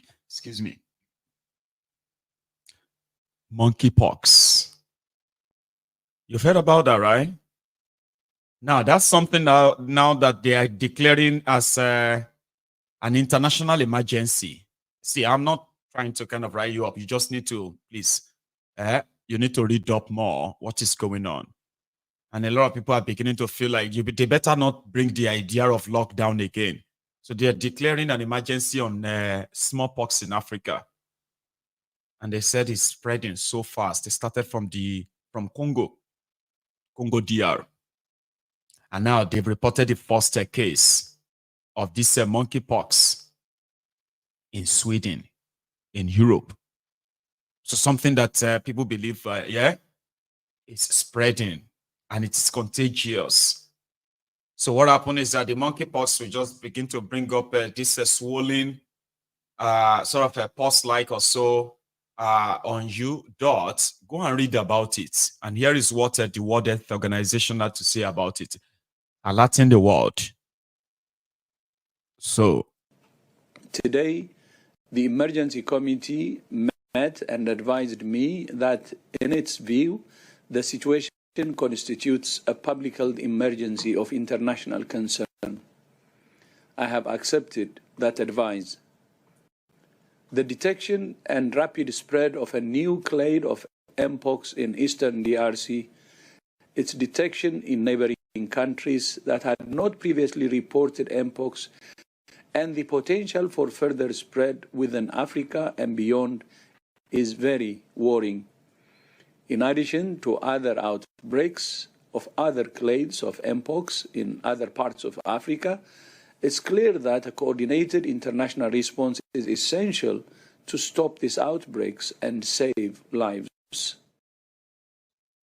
Sorry about that poor video, okay? I've been trying to get an extended broadcast from the World Health Organization's president. I've been a general secretary, I've been a director. They shall have all this title. So right now, you have to make sure that you, especially those of us who are Africans, right? I mean, when I say Africans now, I'm talking about those of us who usually order our food from Africa. There are many of us like that who order our food. So just make sure that every food that you are bringing from Africa, they would have done a lot of check before they post them to your house. I understand. But just make sure that you indeed wash them well, very well. Wash your hands a lot as well. And if you begin to see the symptoms of, like drowsiness, weaknesses, and all of that, strange, stuff that are so strange to your health, right? Please consult your GP. Talk to your doctor. Do not self-medicate. and do not enter any panic mode about this. All right? So, you understand? And he be say, ewedu leaf. You know ewedu? I don't even know the English of ewedu. Ewedu leaf will not collapse and kill you in the course of trying to say, don't fall for any social media or internet frenzy. Okay? Just be very conscious. And then if you observe any unwellness strange to you, don't automatically feel like, and don't say because if you have a bond and then the place swelling up and that is, no. Do not self-medicate, okay? If you observe anything strange, unusual, just talk to a doctor, all right? Let them advise you properly. And if you have it, if you are by any means, if you are living in any sort of identified zones, again, you don't have to sort of panic before you feel safe, okay? Just make sure that you clean yourself all the time. You clean what you are going to eat. If you are all this bushmeat and all of them, you may just do away with them for now. And I know that that is something that is going to be difficult because there are those who are going to have their bushmeat and all of that. From this evening, tomorrow, weekend, today, I beg of you, right? For your own safety, okay? Because from what we heard, it is really, really fatal as well. If you don't, it's like it's gonna run all the water in your body, kind of a thing, right? So it can be very, very fatal. So that is why you should not self-medicate, okay? And you should be careful of what you also read on social media. Anything that is aggravating your fear about it is not going to help you, okay? Because what happens is this: all you need is just to be observant. It is just developing. And I hope it won't get to that, it won't get to that stage where panic and the rest. We should have learned a lot from the COVID time. Do not help them share messages that are threatening, stuff that people can't explain, okay? If you have any question, just ask around. And the best person to speak to is a doctor. Just ask questions from the doctors. It doesn't matter anywhere. I can't advise you more than that. That's what I'm going to do for myself. So here is our man, the man that Nigeria and the establishment in Nigeria are still wondering, what is wrong with this guy? How did he believe that he can fight for people when we can actually make him so rich? This is why, if others are following or kind of pretending to be speaking for the people because of what they are going to gain, here is one of the reasons why Nnamdi Kanu is different. After escaping the assassination attempt on his life by the Nigerian army, led at the time by Buratai the Butcher, on the order of Bokowari, on the request of the Southeast governors, go and kill him. He is not ready to play ball. Nnamdi Kanu told a story of what happened before the first assassination attempt on his life. And as usual, he was warning everyone of what was coming. Not many people listened to him. And still, there are those who have sworn that they want to see him killed before they can feel fulfilled of whatever hatred they've generated towards him. But this is why he is different. As a reminder, Mazi, let's call it a Throwback Thursday. And I said before I speak to them, I also give my conditions, which I know they couldn't meet. It's not possible for them to meet it. And I did it deliberately. I didn't want to speak to them. They sent Judge Okaro to come to me.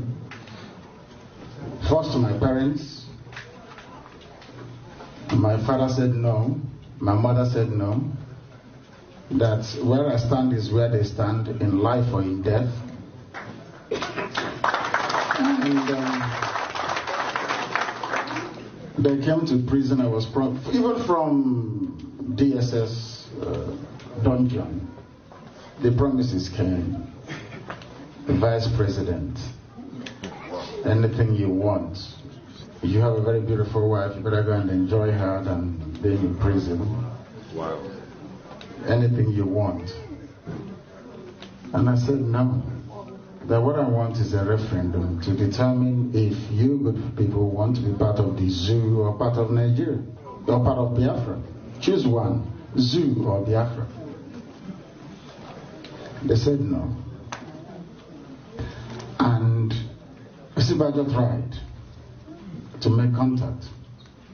When I came out, I don't know if I've told this story before actually, and Ohaneze hijacked it. I went to see Niawode in his house. We sat down, had lunch together, and I told him what my conditions were to lift the boycott in Anambra State, which they couldn't meet. And I said to Nwode very simply, go to Abuja and tell these people that these are what our people are asking for. I said to him, go and bring us something.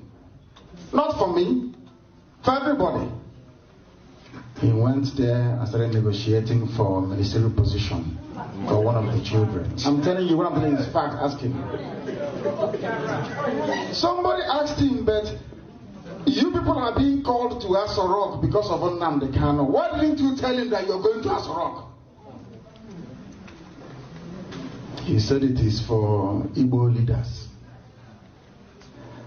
And once the powers that be knew that he hadn't IPOB support, they just gave them 5 million naira for transport and dismissed them. Hadn't Nyawodo remained with me, when the governors called me, I told them the same thing in front of Professor Ben Wabeze.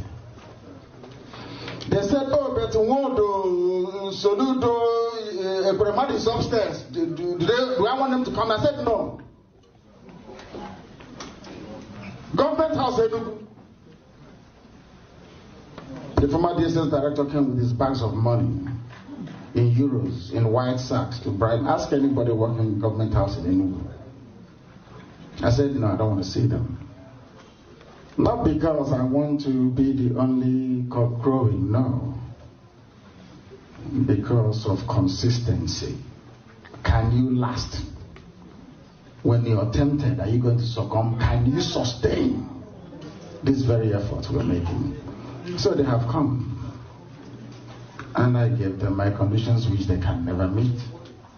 Open Warri Seaport, open Iguacha Seaport, open Calabar Seaport. Make Enugu an international airport where we can fly to US and come in at will. Build Iguacha Enugu Onitsha Enugu Express Road. Complete second Niger Bridge. Are these things difficult? No. As I'm telling you this, go and ask them in Aso Rock if your friends there. They have the piece of paper I gave to them. They ran away. Because some Igbo men were busy gossiping, saying if you allow him, when he finishes fighting Nigeria, he will come here and fight us and kill all of us. That's what they said. And you know one other thing they said? They told every Igbo billionaire around the world that nobody should give me one dime. Ask them that if you give Nnamdi Kano money, he will go and buy weapons. That nobody should give me anything.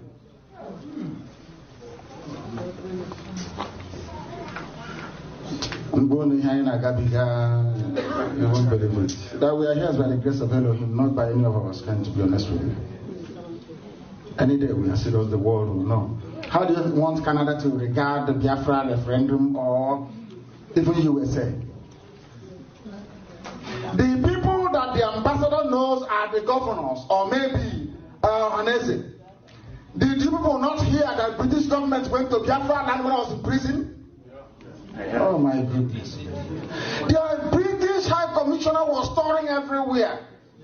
When they wanted to kill me, went to Obi of Onitsha and asked him, what do we do to Nnamdi Kano? That one said you can kill him if you want. They went to Atusia. Atusia told them you can never touch him. If you touch him, this person will burn.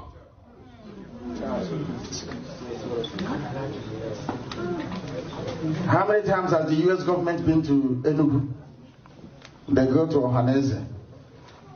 I saw, I don't want to say it. They went to Ohaneze and the governor. They asked them, what do you want? Oh, rascals, leave them. Miscreants. We want restructuring. What they're asking for is untenable. But the same man said if there is no restructuring, they'll join IPOB to do Biafra, isn't it? That's right. Did he complete what he said? No. Is he doing what he said he's going to do? No. And you want me to work with these people? It's not going to work. I say, and Amata should come know him. Everything I do, I say it in the open. Not gossip. And those that spoke to Uche, I'm going to Chicago to broadcast live to the whole world and tell them they're in trouble. I've told them every time they contributed to IPOB will be announced for the world to hear. Tell them there'll be no hiding place for gossipers, in as much as I'm concerned, because I know what I've committed to this very movement. Not that I'll become Biafra president. No. So that I can take Nemeka and Nnabuike back to the land of his ancestors. To that same land that Chukwu Kabiyama said, you people must be here. And then my Mariano. I'm fighting for Biafra that we may be free. Thank you. Oh, you do I walk. O Mary, o Nindizu, o Niria, Abakare, Mama Baora, Ulapuri Mary Nandi, win the war. Python that's one, Python that's two, now Python that's a three. Ulapuri Mary Nandi, win the war. Python that's one, Python that's two, now Python that's a three. Ulapuri Mary Nandi. Nandego onyedu aimo o meri wonelizu mbiroya abakare mamanda mora unapuri meri nandi win the war. Python that's one, Python that's two, now Python that's a three. Unapuri meri nandi win the war. Python that's one, Python that's two, now Python that's a three. Unapuri meri nandi win the war. Python that's one, Python that's two, now Python that's a three. Unapuri meri nandi win the war. Python that's one, Python that's two, now Python that's a three. Unapuri meri nandi win the war. Python that's one, Python that's two, now Python that's a three. Unapuri meri nandi. Oh. Win the war. Python dance one, Python dance two, and Python dance a three.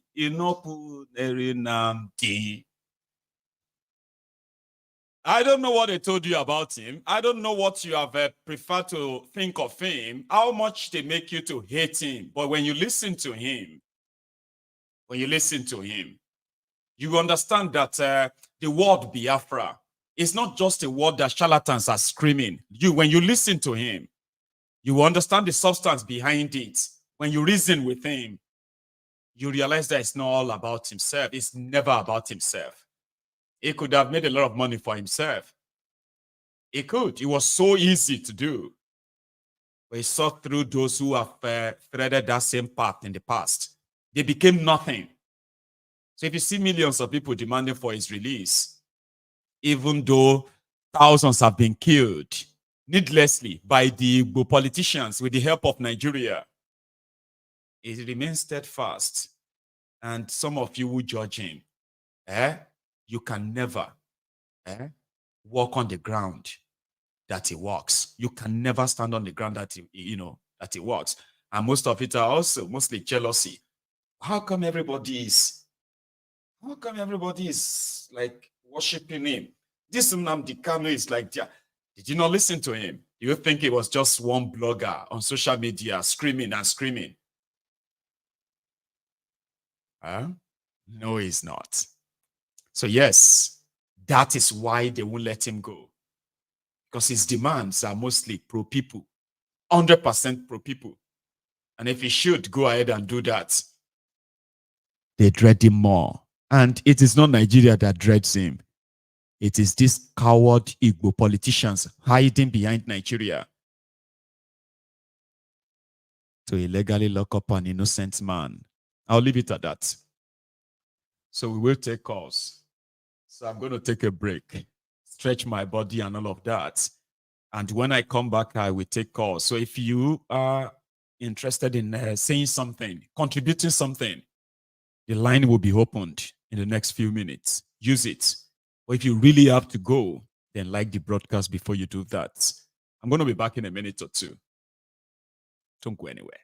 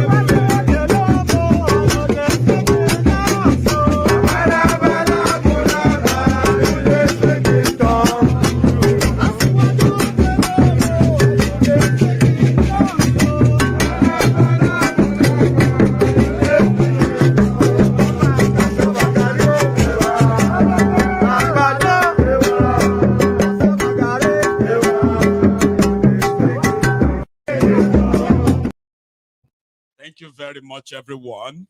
And that is me back. And this is that segment where you can actually add your voice. Okay. So thank you so much to every one of you who already shared this and then like the broadcast as well. So thank you. I think that's what I wanted to say. Now I'm going to take my first call. Here. Hello. Yeah, hello, Baba Mayogu himself. Hello, sir. Baba? It's Wilson from Italy. Wilson, you are my first caller this evening, Baba.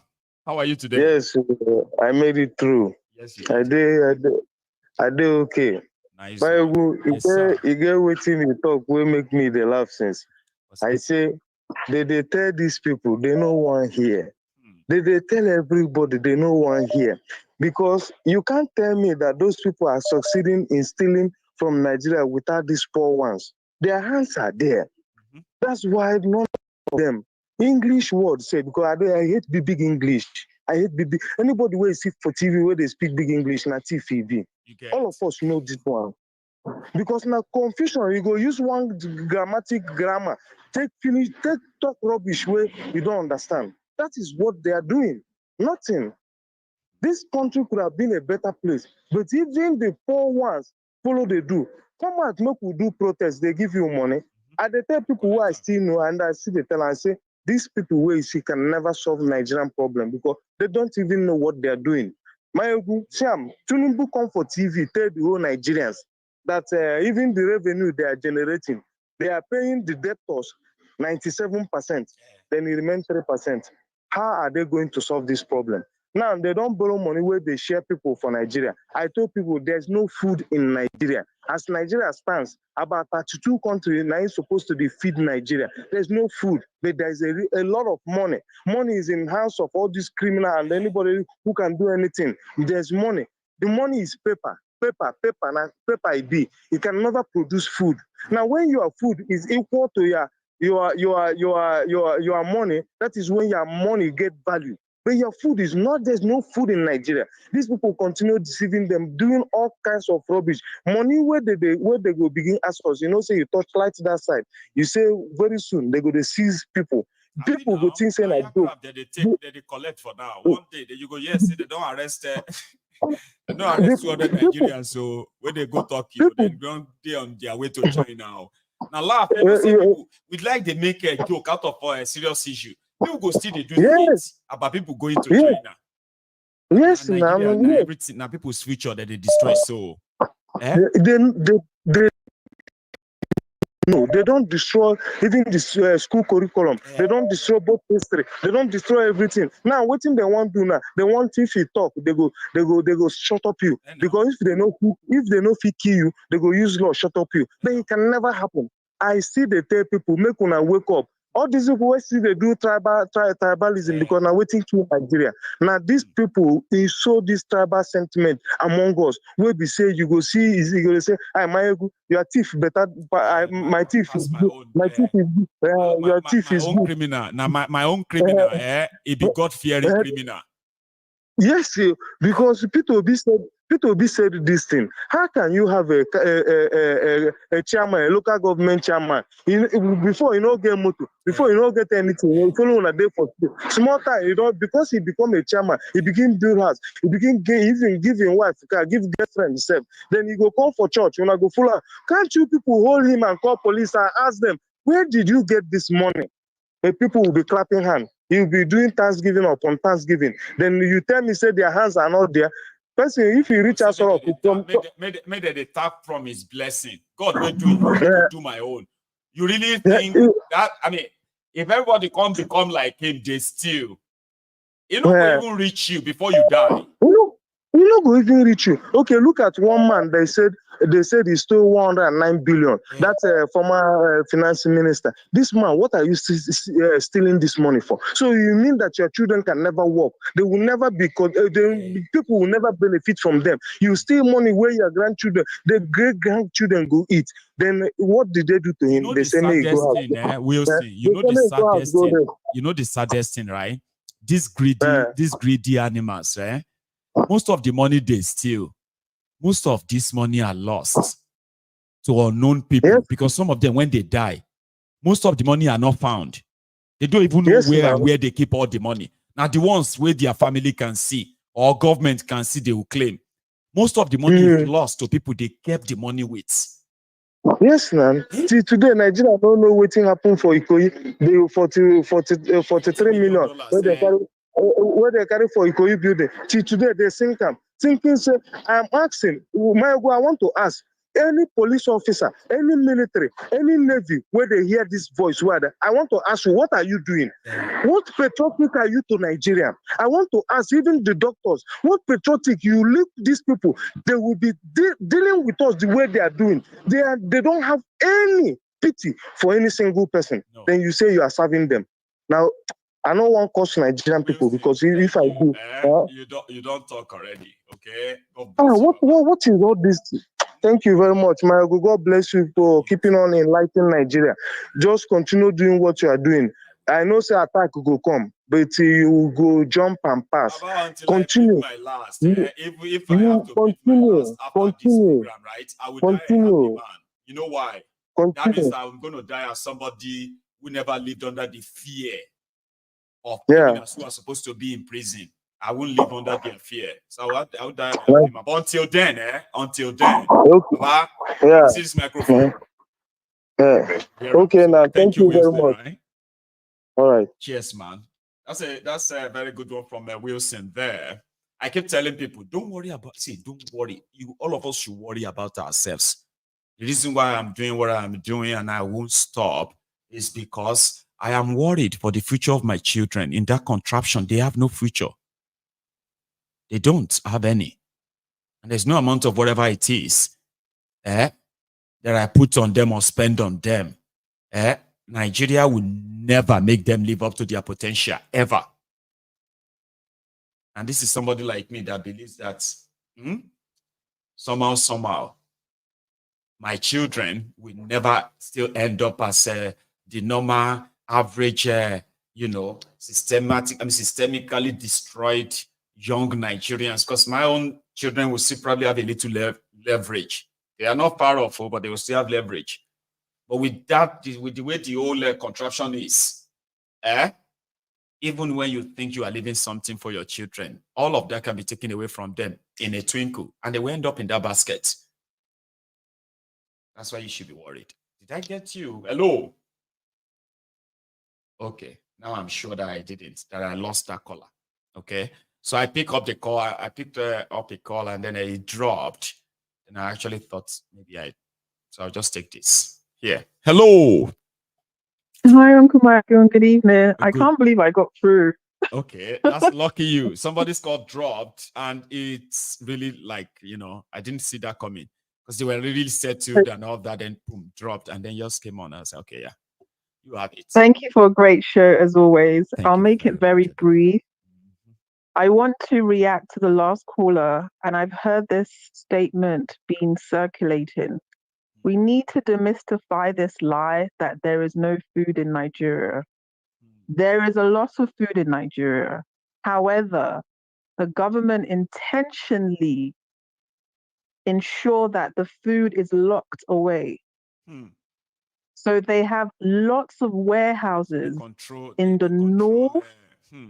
Yes, they have lots of warehouses. I told you I do a lot of work with education and data. They have a lot of warehouses in the north. In Ogun State has many warehouses. I don't know if many people know that. Ogun State is very like a derelict state. There's so many areas in Ogun State which is dead. I know. So when you notice that there's some roads where there's some areas where there's no roads, a lot of that is intentional. So a lot of the farms are partly owned by the government. So we do have rice, we do have beans, but they're locked away. They intentionally withhold it from the market to create this tension. And then what they now do is say in the newspapers that we don't have food. And what that means is they now want to loan from the government. Because when you say there's no food, you can get the loan from the UN. So I just think it's very important we understand that propaganda is in everything in Nigeria. Nothing is true. So when they tell you there's no food, that means there's food. When they So when they say that's not true, then it means it's true if you pay attention. Yes. Yes, it's very true. There's some places in the north, they literally have warehouses of flour. Warehouses of flour, of rice, of beans locked away. And I don't think people know how these big warehouses you observed, right? So you believe they have links to the government, or they are just it's like facts. private? Facts. 80% of farms are linked with investments from the government. Facts. Right. Facts. It's facts. If in the northern part of, I don't think people understand how big the land is in the northern part of Nigeria, Uncle Michael. The north is massive. Very massive. Acres of acres. Massive. To the point where there's some wealthy people that they have their own city. So when people say Lagos is beautiful, Lagos is nothing. If you go to the north, there is food. There's enough food for us. Now there may not be no, ajebota food like cheese, yogurt, things like that. But in the sense of grains, there's plenty of grains. Especially in Niger State, despite the terrorism, I've seen them and I've seen their farms. And I'm like, why can't all these northern states have all the similar farms? And that would be so that's where I'm actually going to believe you that this artificial scarcity and control is also intentional. How do I say onje, oh wow, plenty. And anyone that lives in Ogun, the scarcity is hidden, that, right? So if you don't have much, whatever is available with the inflation, then people are struggling to kind of pay for the whatever is released again. And it's important, I'm going to leave so other people can talk. It's important that Nigerians understand, because a Nigerian person will say, oh, why would the government do that? The government cannot have power if you are rich. You have to be poor. Do you understand that? I don't think people understand. If you are a rich citizen, the government cannot have power over you. So it's inevitable for them to make sure you are destitute, to make sure that your children beg for food, to make sure that you do not have any power. So then now you can focus on tribal wars. Religious Yes, if you have food, if you are happy, you will now focus on them. They cannot allow that to happen. So next time you hear anybody say there's no food, there's plenty of food. Plenty, sir. Yeah, but if it's not in the market, then that simply means there's no food. You don't think it that way, Aduke? No, there's like artificial scarcity enough to make sure that it's not out there.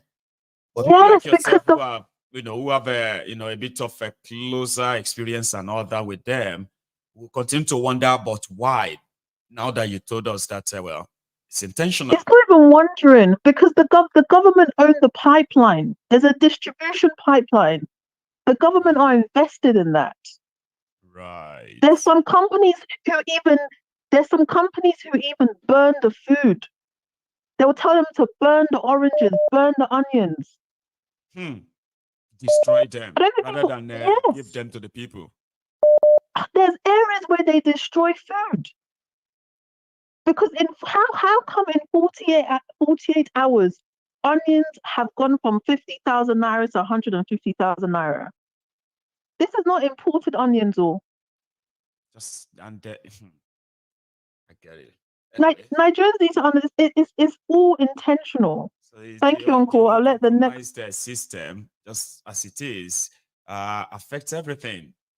Yes, it's all intentional. It's intentional. And I think it's hard for people to accept.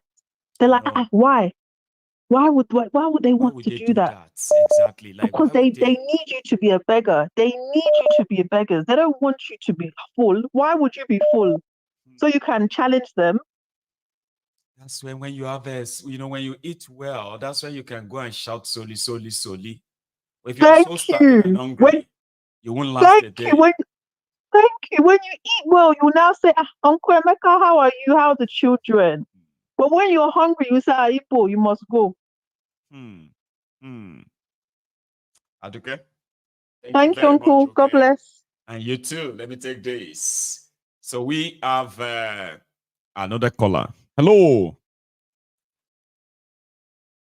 Oh, did I miss you? Hang on. Lucky you that I kind of got you back right away. Are you there? Yes, sir.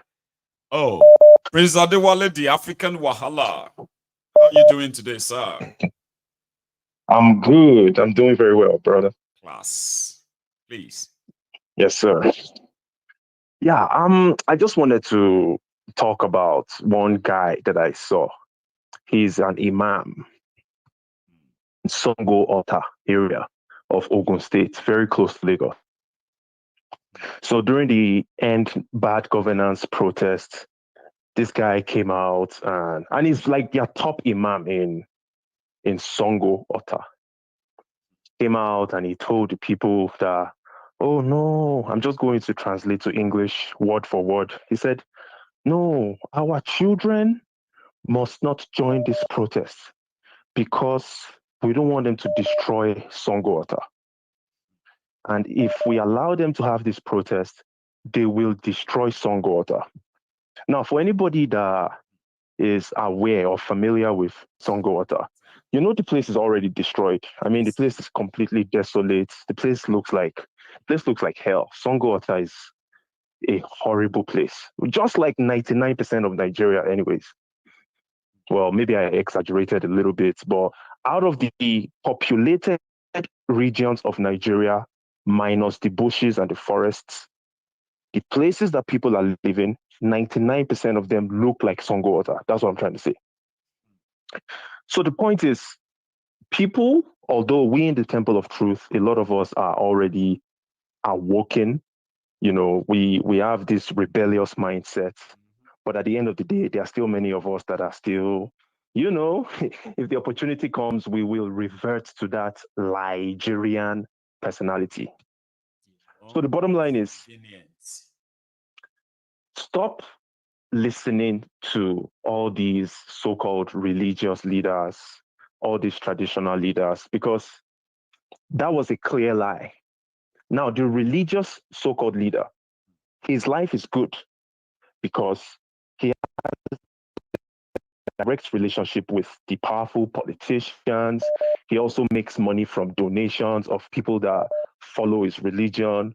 So the guy is good. He has all what he needs in life. He comes around and he prays, so-called pray for people. Oh, I pray for you, you'll be blessed. That's what he does every day. People give him donations. His life is good. But he's coming out to tell the poor people not to protest because they don't want Songwater to be destroyed. That's totally misleading. Excellently misleading. So the reason I'm calling is people should not forget that one of the ways that we are deceived is through religion. Don't let anybody that calls himself a pastor or an imam, just because they call themselves that name, don't give them that opportunity to have any control over you. And you need to remember that we have a society where an average person doesn't get a job. That's normal. An average person does not have a job. So many of them go into pastoring. They become pastors. You know, because that's how they make money. Suddenly God, and that's why 99% of them are thieves. Find any job. That's just it. Like I said, I called one time. I said a friend of mine that I know that this guy is not even my friend now. My former friend. I saw this guy being a pastor in Arizona. This guy was literally speaking in tongues. You know, this is the guy that I know that this guy is a criminal. Okay. But now he's a pastor of a redeemed church in Arizona. Anyways, thank you for giving me the opportunity to rant, Mayego. Just wanted to tell people, don't allow these traditional rulers, all these fake pastors, all these fake imams. Don't give them that power. Please, people. Thank you so much. Thank you so much as well.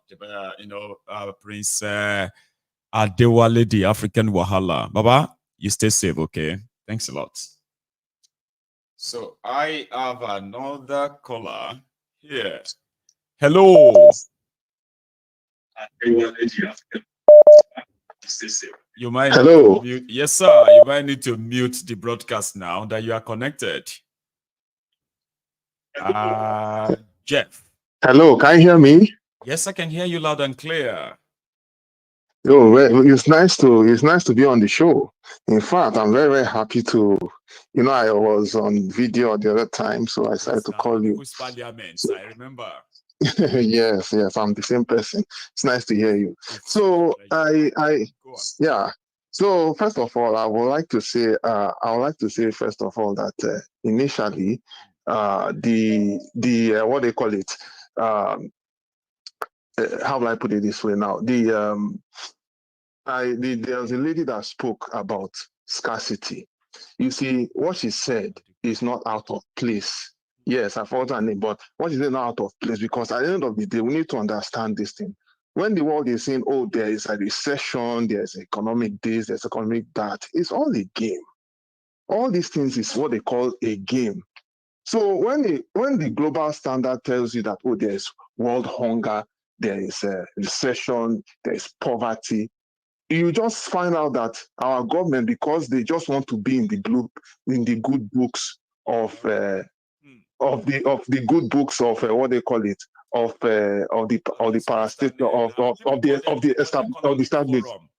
Where states and countries, right? They like to want to also play, what do you call it?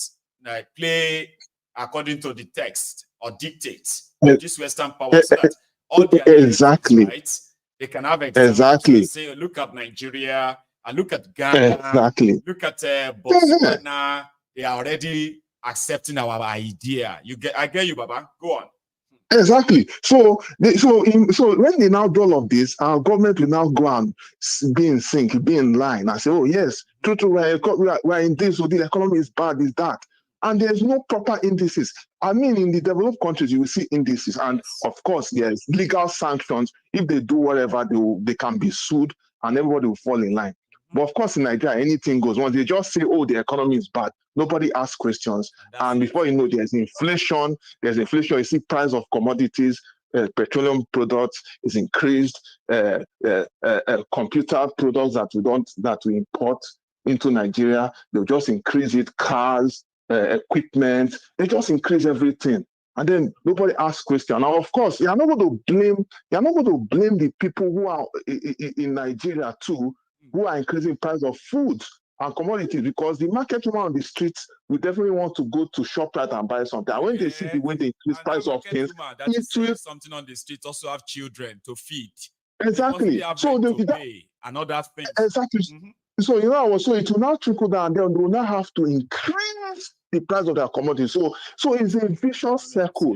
So exactly, and the same thing also goes. In fact, it's affecting everything. It's affecting rent. It's affecting all phases of life. I wish I had more time, but this is something we'll discuss on that day.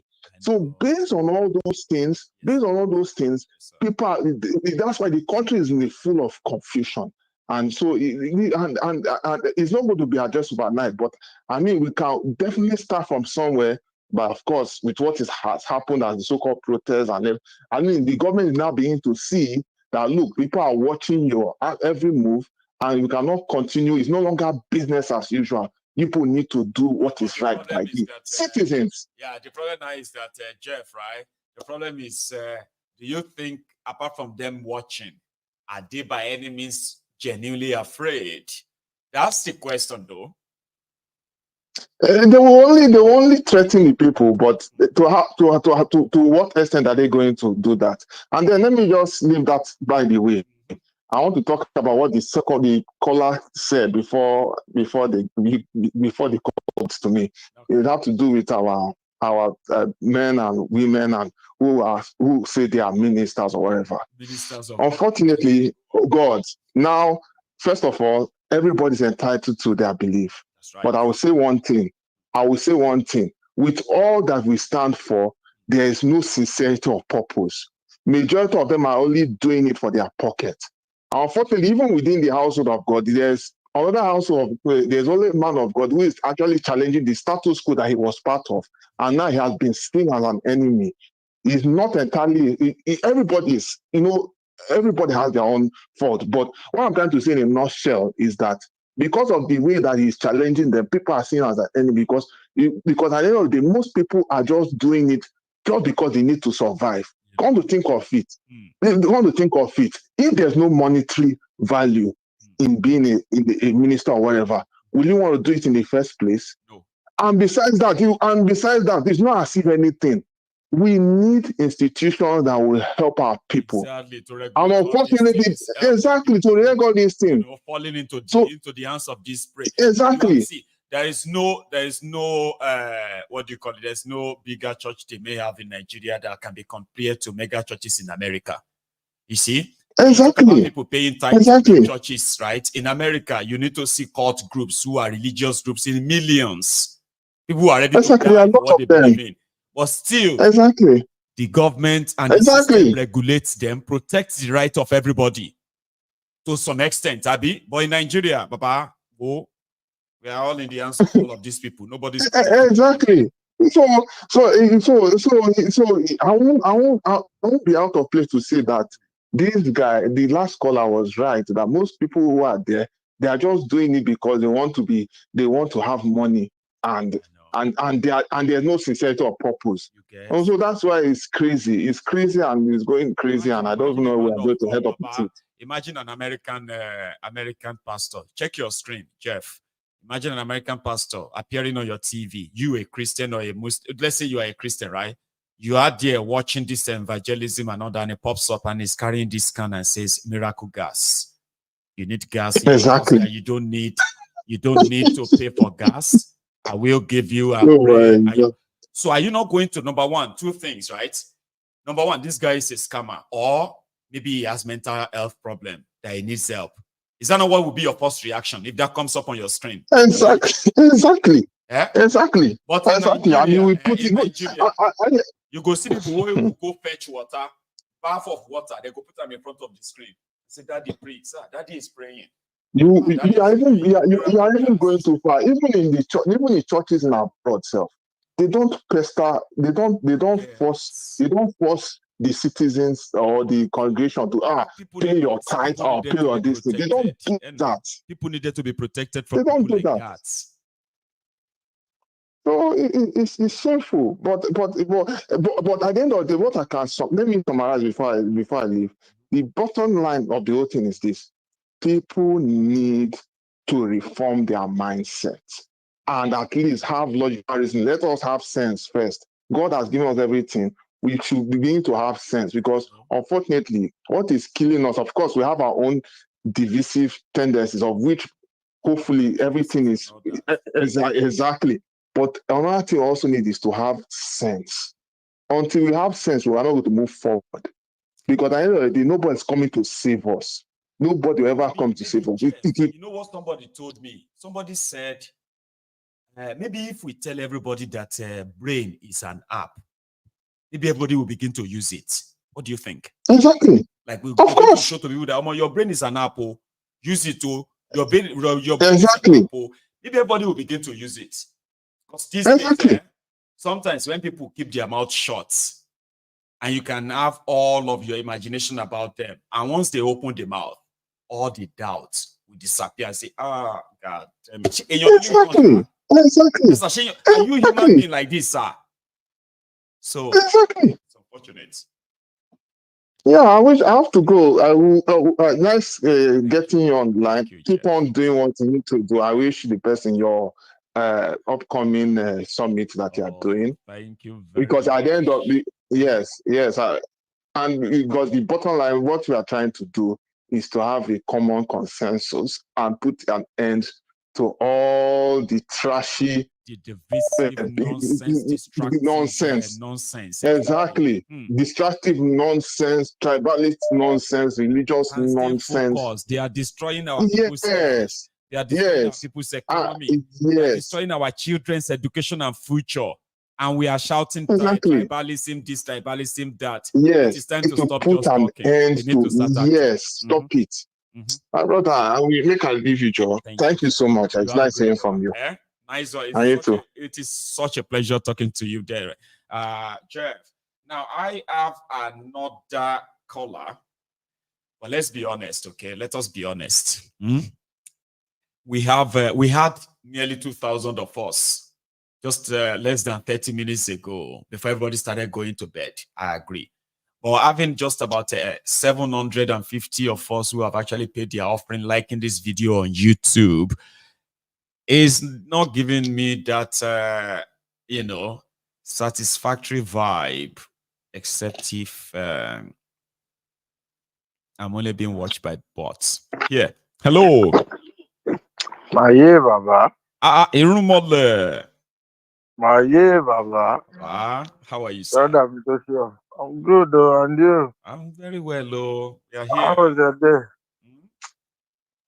Isaac, Becky, and my children, how are they doing? They are all fine, though.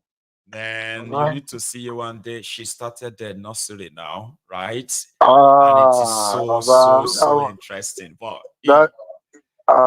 do your thing. I don't want to. I don't want to just sort of a dispute. She'll be very happy. No, but I mean, I was gonna put a video. I was gonna put up a video yesterday. She's amazing. But yeah, everyone is fine. Yeah. But that is additional work to you and Agbeke. I won't like easy, well, that's good. If the nursery is close to the kind house, of divided it. I've got my own shot. She's got hers, and it seems easy. Baba. Now, so they do You get them.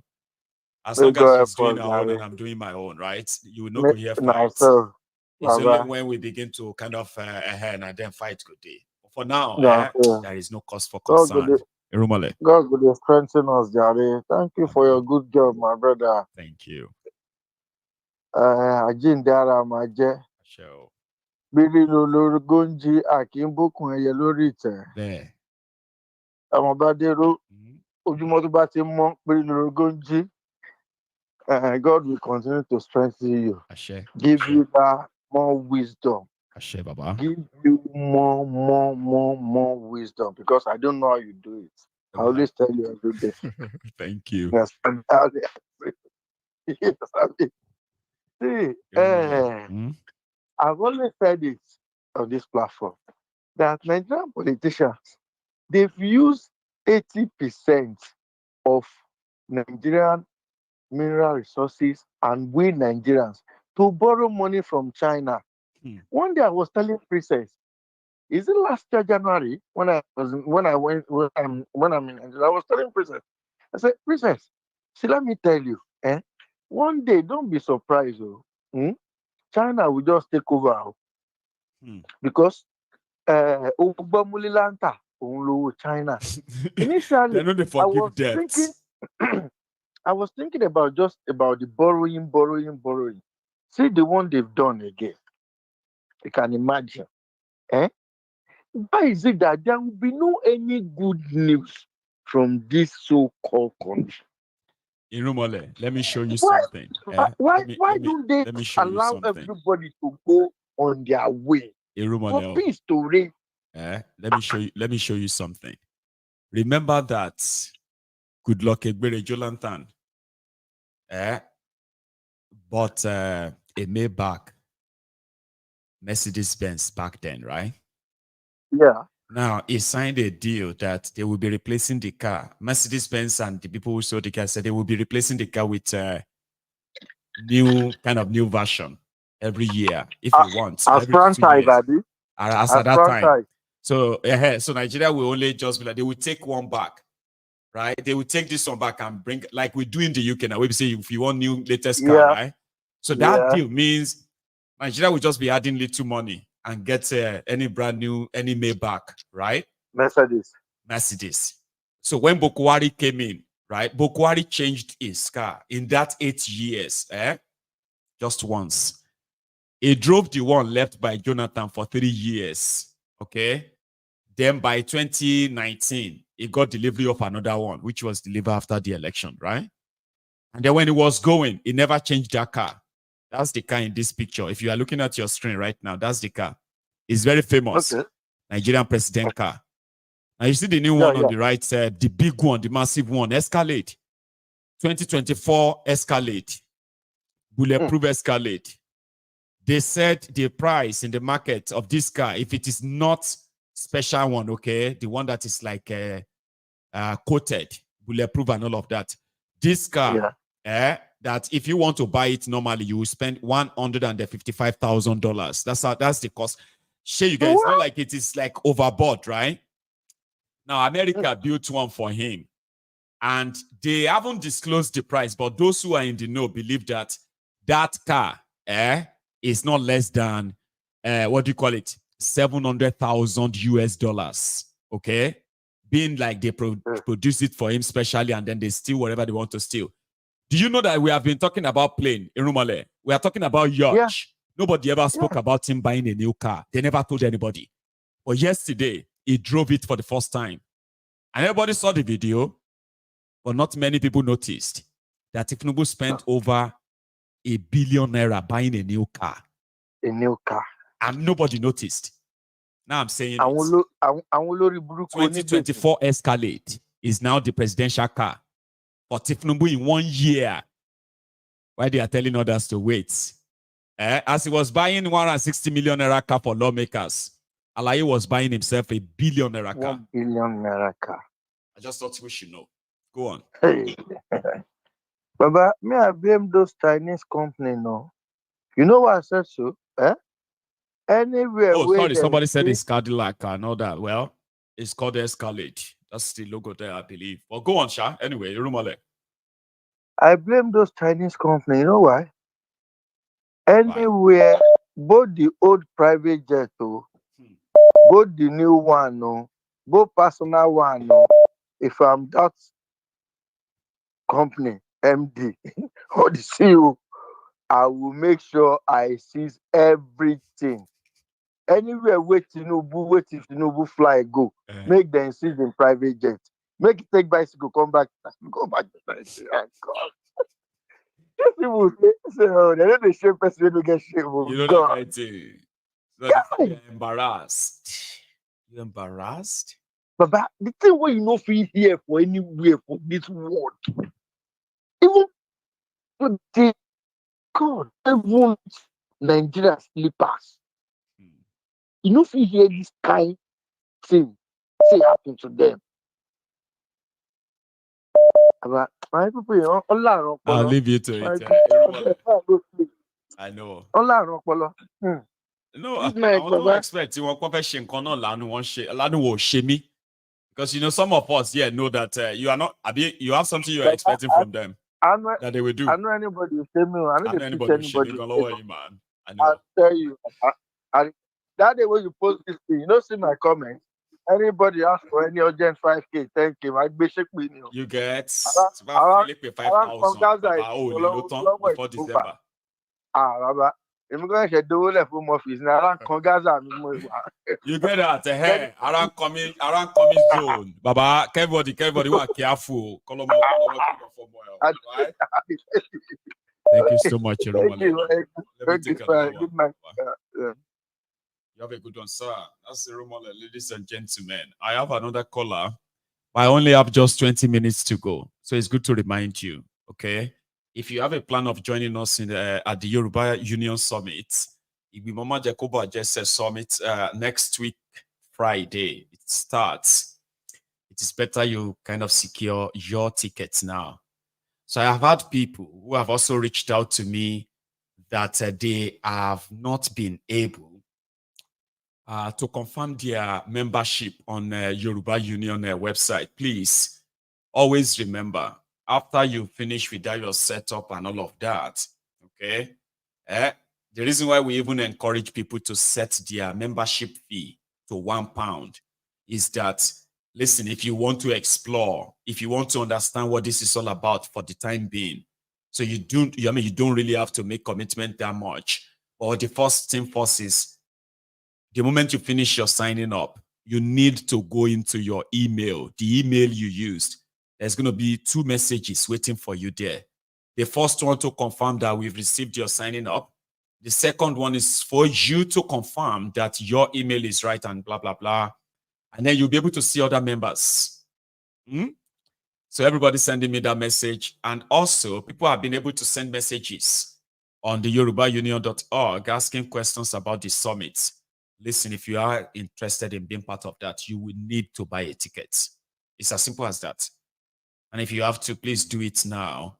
Because from Monday, Tuesday next week, we are going to finalize our plan for those who are attending. All of us attending.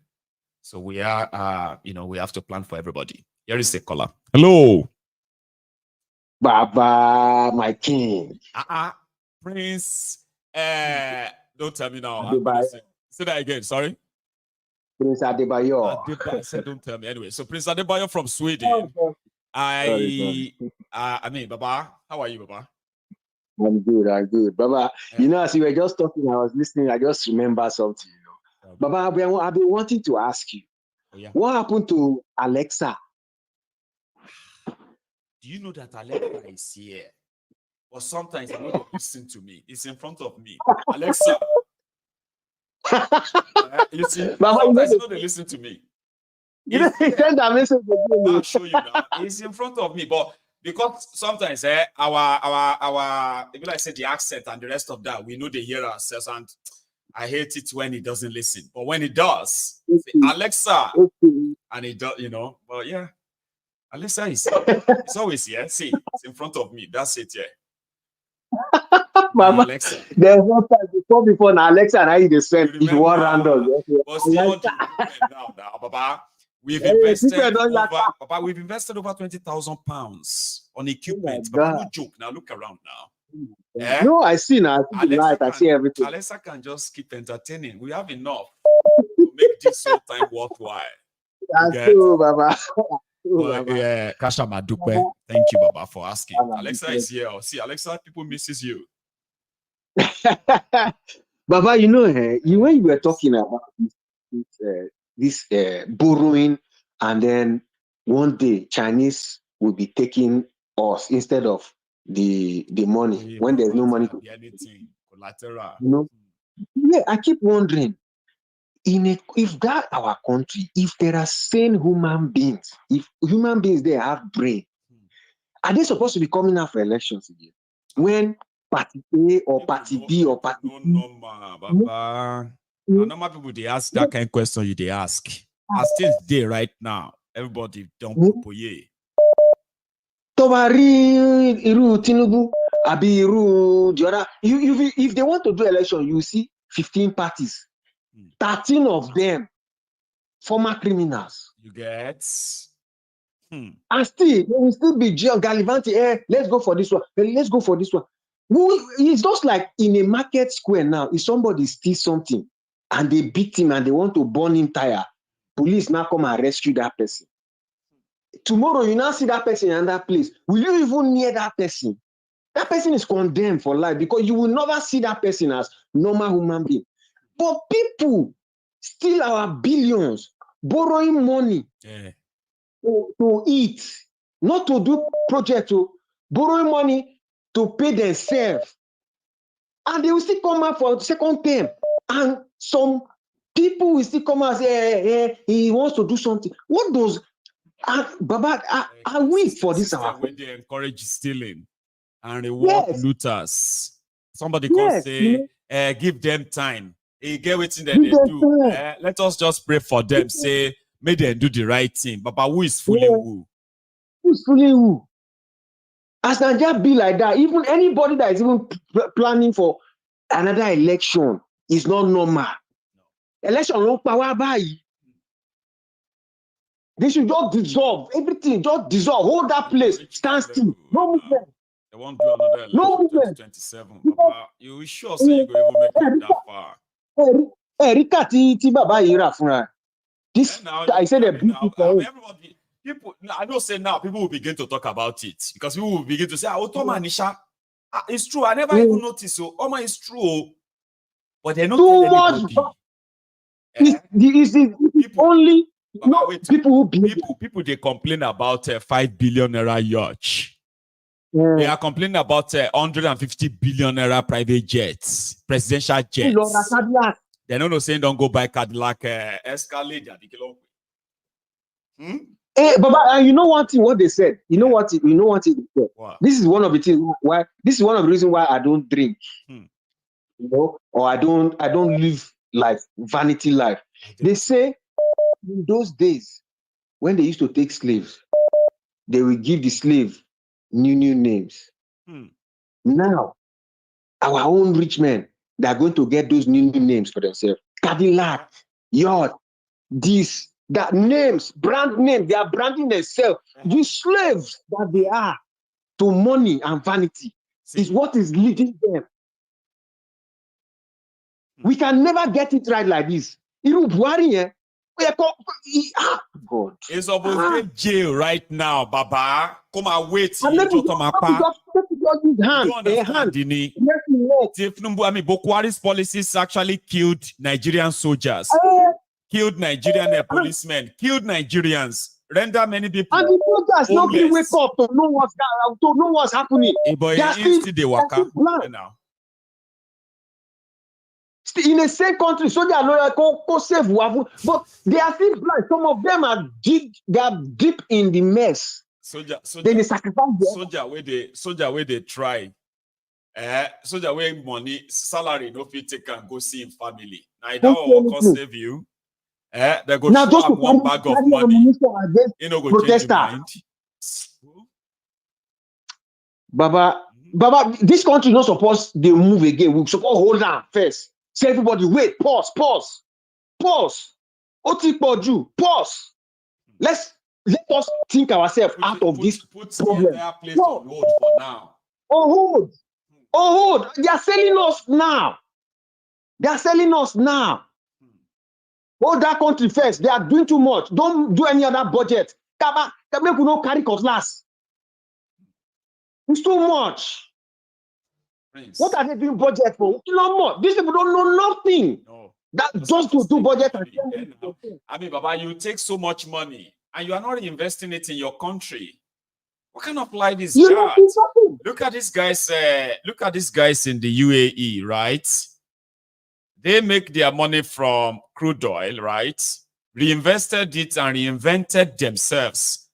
Take over tourism industry, technology, and so many things that even make them more money than crude oil. Now, if you go to Dubai now, you will see some of these sheikhs. They are making hell of a money, not from crude oil, from other things. Yes. But you see, these low lives, people will be coming. These criminals in Nigeria, it's just about money. Take the money and then go and buy a house somewhere. They don't love the country. They are scared that the country will break one day. And they don't know that because they don't have faith. That's why it will be Tolosis the jetty babai. So you cannot build hunger. You know that in France. 3 planes. France. Why France? The one in France. Why are you putting your plane in France? Because you are too stupid. You know. This man, what's his name? Yeah, what's his name? APC has been begging them to beat hunger in Nigeria. What's happening? No. Wait. All of planes in France. I'm going to continue. If they should go and say they want to go and repair the plane at Airpeace Anger, any Anger built in Nigeria, how they go take collected star code? How they go take pay the companies in euros and dollars? The ones that Prince denying people that will create jobs. Thank you so much, man. Okay, you enjoy the rest of the evening, Baba. I'll take this last call. So let me just say to us again, just one more time, or maybe one to the last time. Okay, and that is just to remind us that, please, if you haven't really liked the broadcast, it is your own offering to show that you are here. Facebook, YouTube, Twitter, they all have a space where you can like. Please do. And this caller will be my last caller this evening. So let's get it off the ground. Hello there. Hello, my good evening. Oh, good evening. Princess, how are you? I did. I'm fine. That's Princess Balogun. Please, go ahead. The last caller was saying something about dissolving. Yeah. It is very, very easy to say. Why you go? Anybody can say we should dissolve. Yeah. But who are the people behind keeping the status quo together? Marigo, do you know how many changes can happen in 100 years? I don't know why they took history away from schools, I think this is one of the reasons, in the 1900s, decade by decade, there were serious changes from British being the center of everything. There was no communism, no Soviet Union, nothing. Things could change in a short amount of time. And when things change, Ottoman Empire came on. There was Austro-Hungarian Empire, The America, which was an annex of the British, stayed on the other side of the Atlantic watching.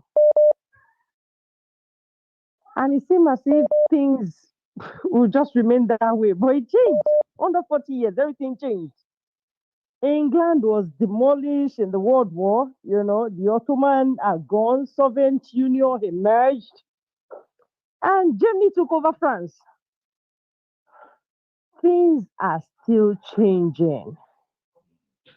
Everything changed with global power relationship, international relationship. They were able to keep some things unchanged. Viago. That should let you know how important and how paramount this particular status quo they left unchanged is to them. The relationship of the West with Africa. Because the West economic relationship with Africa has not changed in over 800 years. 800. We are here, yeah. You are there in the UK. So many of our people are there, And sometimes I just sit down and think, and these things, they take time, they take energy, they take a whole lot out of me when I sit down and think about them. I had my little share of history and international relations in school, yeah. I know when they started talking about civilization, how they started telling us about our history from 1600. Why had they not telling us things earlier than 1600? Why do they think people would not have critical thinking? Why is the economic relationship of the West and Africa unchangeable in over 800 years?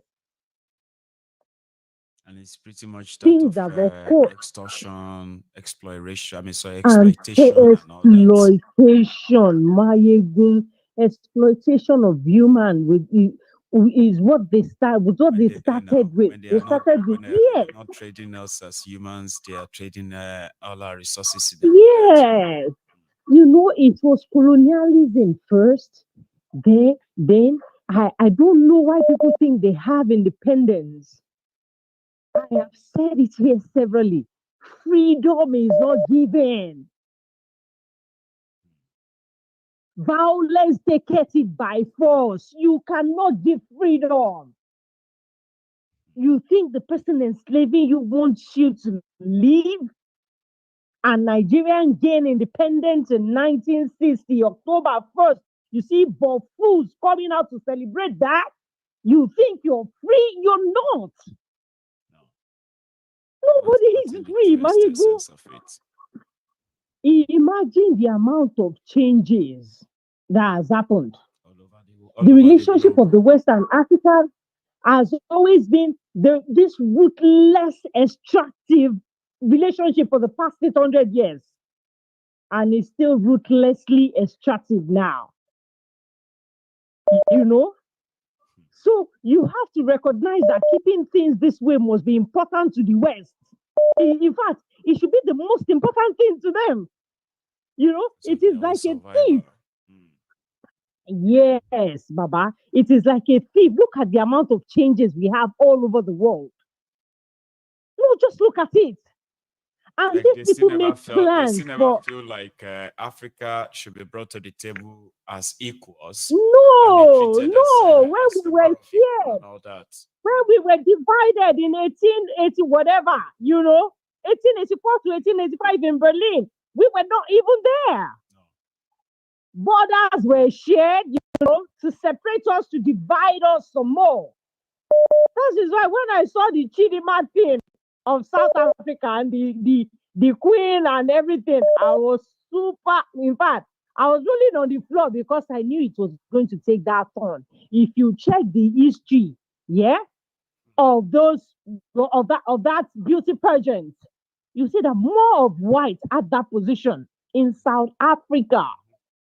And South Africa see me, see you and I, as threats to them. Threats. Yeah, but they do not see the other people as threats. So we have a long way to go. See, 100 years, Mimayego, it is just 100 years. It is 100 years. In another, by 20, imagine what happened in 1900. Imagine the amount of changes that happened in the West. Where are we here, Baba? And it's almost 100 years. By the time we get to year 2100, it is another 100 years. 1900. Now that's like already over 100 years after that. We are now talking about year 2000 now. 2000. So we already spent 24 years out of the next 100 year. So we now have 66 now to go. See, how do they come about history? Look at what happened to Titanic. Yeah. So we are making history now. They are making us part of history. Look at what happened to Titanic. There were billionaires on that ship that didn't agree with, a Bank of America at the time. And the captain of that ship was warned severally. You were moving too fast. He got telegram about 8 times. but he ran into the eyes, killing the billionaires on that ship. Who were the people who owned the company that built that ship? JP Morgan. JP Morgan. Who was JP Morgan working for? Was working for the Pope. Well, Baba, we are not ready. You cannot keep talking about these fools here.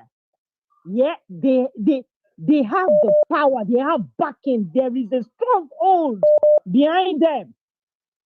The stronghold that they don't even have power over. If you can remember vividly, yeah, you played something here and I picked it. There was a woman that was saying something about meeting the president, you know, when he was campaigning. Meeting Kolu in France and asking him for blueprints. Yeah, that Ajia. And asking him for blueprints. And Kolu said he doesn't have any blueprint for the North. And the Ajia said, if you don't have anything for the North, then I'm not in. Right. He said if he's got something to show for the North, he will be killed. Did you hear when she said that? He said that, yeah. That if he should tell today right now what he has. But that one, we know that one, no, any plan. Princess. It is what it is. The civilization in the West, yeah, is just like a thief. You know, a thief coming out to you and saying, I'm an aristocrat. He will need money. A thief coming out to say, I'm a monarch. We need money to show that it's truly a monarch. Where are they getting it from? They are getting it from here. How do we get out of this shit hole? How do we get out of this drama? How do we get out of this, whatever it is they have put us into? It is by our numbers. It is by uniting. But is Africa ready to unite? My ego. I'll leave you with that tonight, Baba. Thanks so much for that. And thanks to everybody who has been part of this evening, okay? So this is going to be us now. Until the next one, which is tomorrow. Thanks for your time. Enjoy the rest of your evening. And listen, you can take your time as well to visit theyorubaunion.org. Always remember, all right, it is mainly for the Yorubas. Thank you. And to the likers, to the sharers, to the super chatters, to the callers, and everyone, and commenters. Yeah, you commenters. You take it easy, okay? And you all have a good night. Good night.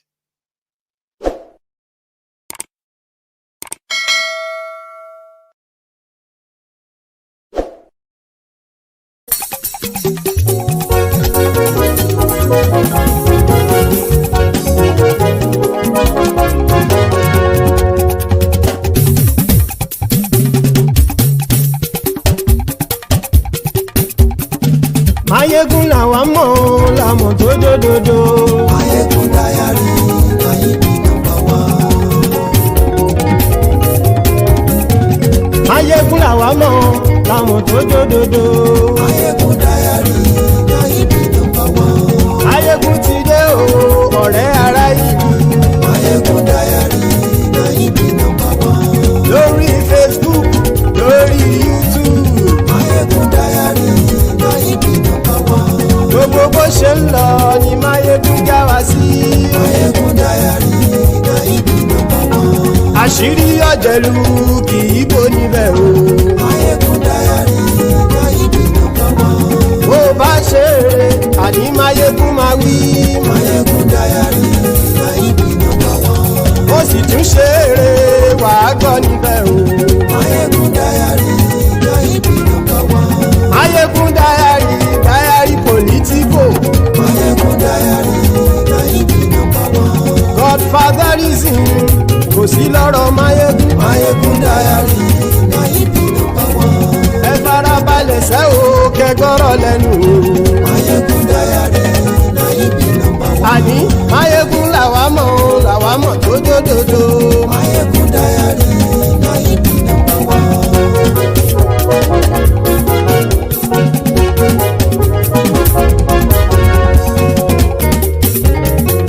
Àní ẹ̀sùn ràkì. Mayegun ti dé. Mayegun ti dé. Ọ̀jẹ̀lú ẹ̀sùn ràkì. Mayegun ti dé. Àní ẹ̀sùn ràkì. Mayegun ti dé. lórí Facebook Máyégún ti dé. àní ẹ̀sùn làjú Máyégún ti dé. lórí YouTube Máyégún ti dé. àní ẹ̀sùn làjú Máyégún ti dé. bọ́ba bá gbé wúrẹ́ Máyégún máa wí. àní ẹ̀sùn làjú Máyégún ti dé. ijó ìgbádìyẹ Máyégún máa wí. àní ẹ̀sùn làjú Máyégún ti dé. pẹ̀sìdó bá rúfin o Máyégún máa wí. àní ẹ̀sùn làjú Máyégún ti dé. kí gómìnà kówó jẹ Máyégún máa wí. àní ẹ̀sùn làjú Máyégún ti dé. ọlọ́pàá tí ń darí bá Máyégún máa wí. àní ẹ̀sùn làjú Máyégún ti dé. aṣòfin tí ń rúfin o Máyégún máa wí. àní ẹ̀sùn làjú Máyégún ti dé. òkúra olóṣèlú Máyégún máa wí. àní ẹ̀sùn làjú Máyégún ti dé. ọ̀jẹ̀lú ẹ̀sùn ràkì Máyégún ti dé. àní ẹ̀sùn ràkì Máyégún ti dé.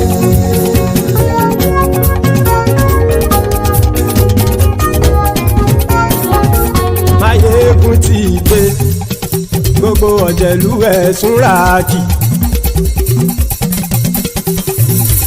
Máyégún ti dé gbogbo ọ̀jẹ̀lú ẹ̀sùn ràkì ṣùgbọ́n ní bá ti ṣe èyí tó yẹ kí wọ́n ṣe ọmọ bá dèrò ní fi wọ́n níran o. Máyégún ti dé gbogbo ọ̀jẹ̀lú ẹ̀sùn ràkì. Máyégún ti dé gbogbo ọ̀jẹ̀lú ẹ̀sùn ràkì. ṣùgbọ́n ní bá ti ṣe yìí tó yẹ kí wọ́n ṣe ọmọ bá dẹ́rọ̀ òní fi wọ́n níran. wọ́n fowó bẹ́ẹ̀ o Máyégún ó sọ pé wọ́n ò bẹ́ẹ̀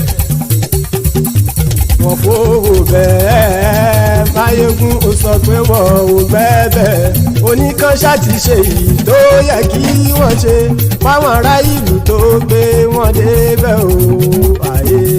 Máyégún ti dé gbogbo ọ̀jẹ̀lú ẹ̀sùn ràkì.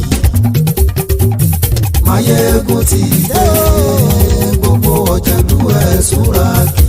ṣùgbọ́n ní bá ti ṣe yìí tó yẹ kí wọ́n ṣe ọmọ bá dẹ́rọ̀ òní fi wọ́n níran.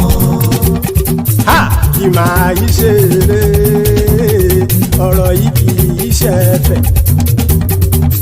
kì máa yí ṣeré ọ̀rọ̀ yìí kì í ṣẹ̀fẹ̀ ẹni bá ti lè lẹ́bọ̀ lẹ́rù o ọmọ bá dèrò kàṣà ìtú wọn síta. Máyégún ti dé gbogbo ọ̀jẹ̀lú ẹ̀sùn ràkì. Máyégún ti dé gbogbo ọ̀jẹ̀lú ẹ̀sùn ràkì. ṣùgbọ́n ní bá ti ṣe yìí tó yẹ kí wọ́n ṣe ọmọ bá dẹ́rọ̀ òní fi wọ́n níran. tẹnitẹni ọmọ Máyégún ọ̀rẹ́ ara ìlú mọ̀mọ́ ni mo fọlọ́hún sọ ẹ̀ bá kìlẹ́bù lóòótọ́ olódodo ìlú ọ̀tá ìlú mọ̀mọ́ ni ìwọ ṣá máa ń ṣọ́ra kò sì mọ́ bẹ̀rù bọ́tà ń lérí bóníṣègùn lé káwọn mọ̀mọ́ fi ṣera wọn ni ó ti dẹrùn tí wọn ò gbọ́dọ̀ sì mọ́ bẹ̀. èèpo ọ̀bọ lọmọ bá dérò tàjẹ́ ò gbọ́dọ̀ jẹ́ ó ti dọba lórí àbínú ẹni kò sì mọ́ bùyà àìsíwọ́lu ní ẹnìkẹ́ ìgbódì ẹyin lábàrá o ó kó ẹni tó bá dán o àkàmù. Máyégún ti dé gbogbo ọ̀jẹ̀lú ẹ̀sùn ràkì. Máyégún ti dé gbogbo ọ̀jẹ̀lú ẹ̀sùn ràkì o ẹni bá ti ṣe yìí tó yẹ kí wọ́n ṣe ọmọ bá dèrò òní fi wọ́n níran o. Máyégún ti dé gbogbo ọ̀jẹ̀lú ẹ̀sùn ràkì. Máyégún ti dé gbogbo ọ̀jẹ̀lú ẹ̀sùn ràkì. ṣùgbọ́n ní bá ti ṣe yìí tó yẹ kí wọ́n ṣe ọmọ bá dẹ́rọ̀ òní fi wọ́n níran.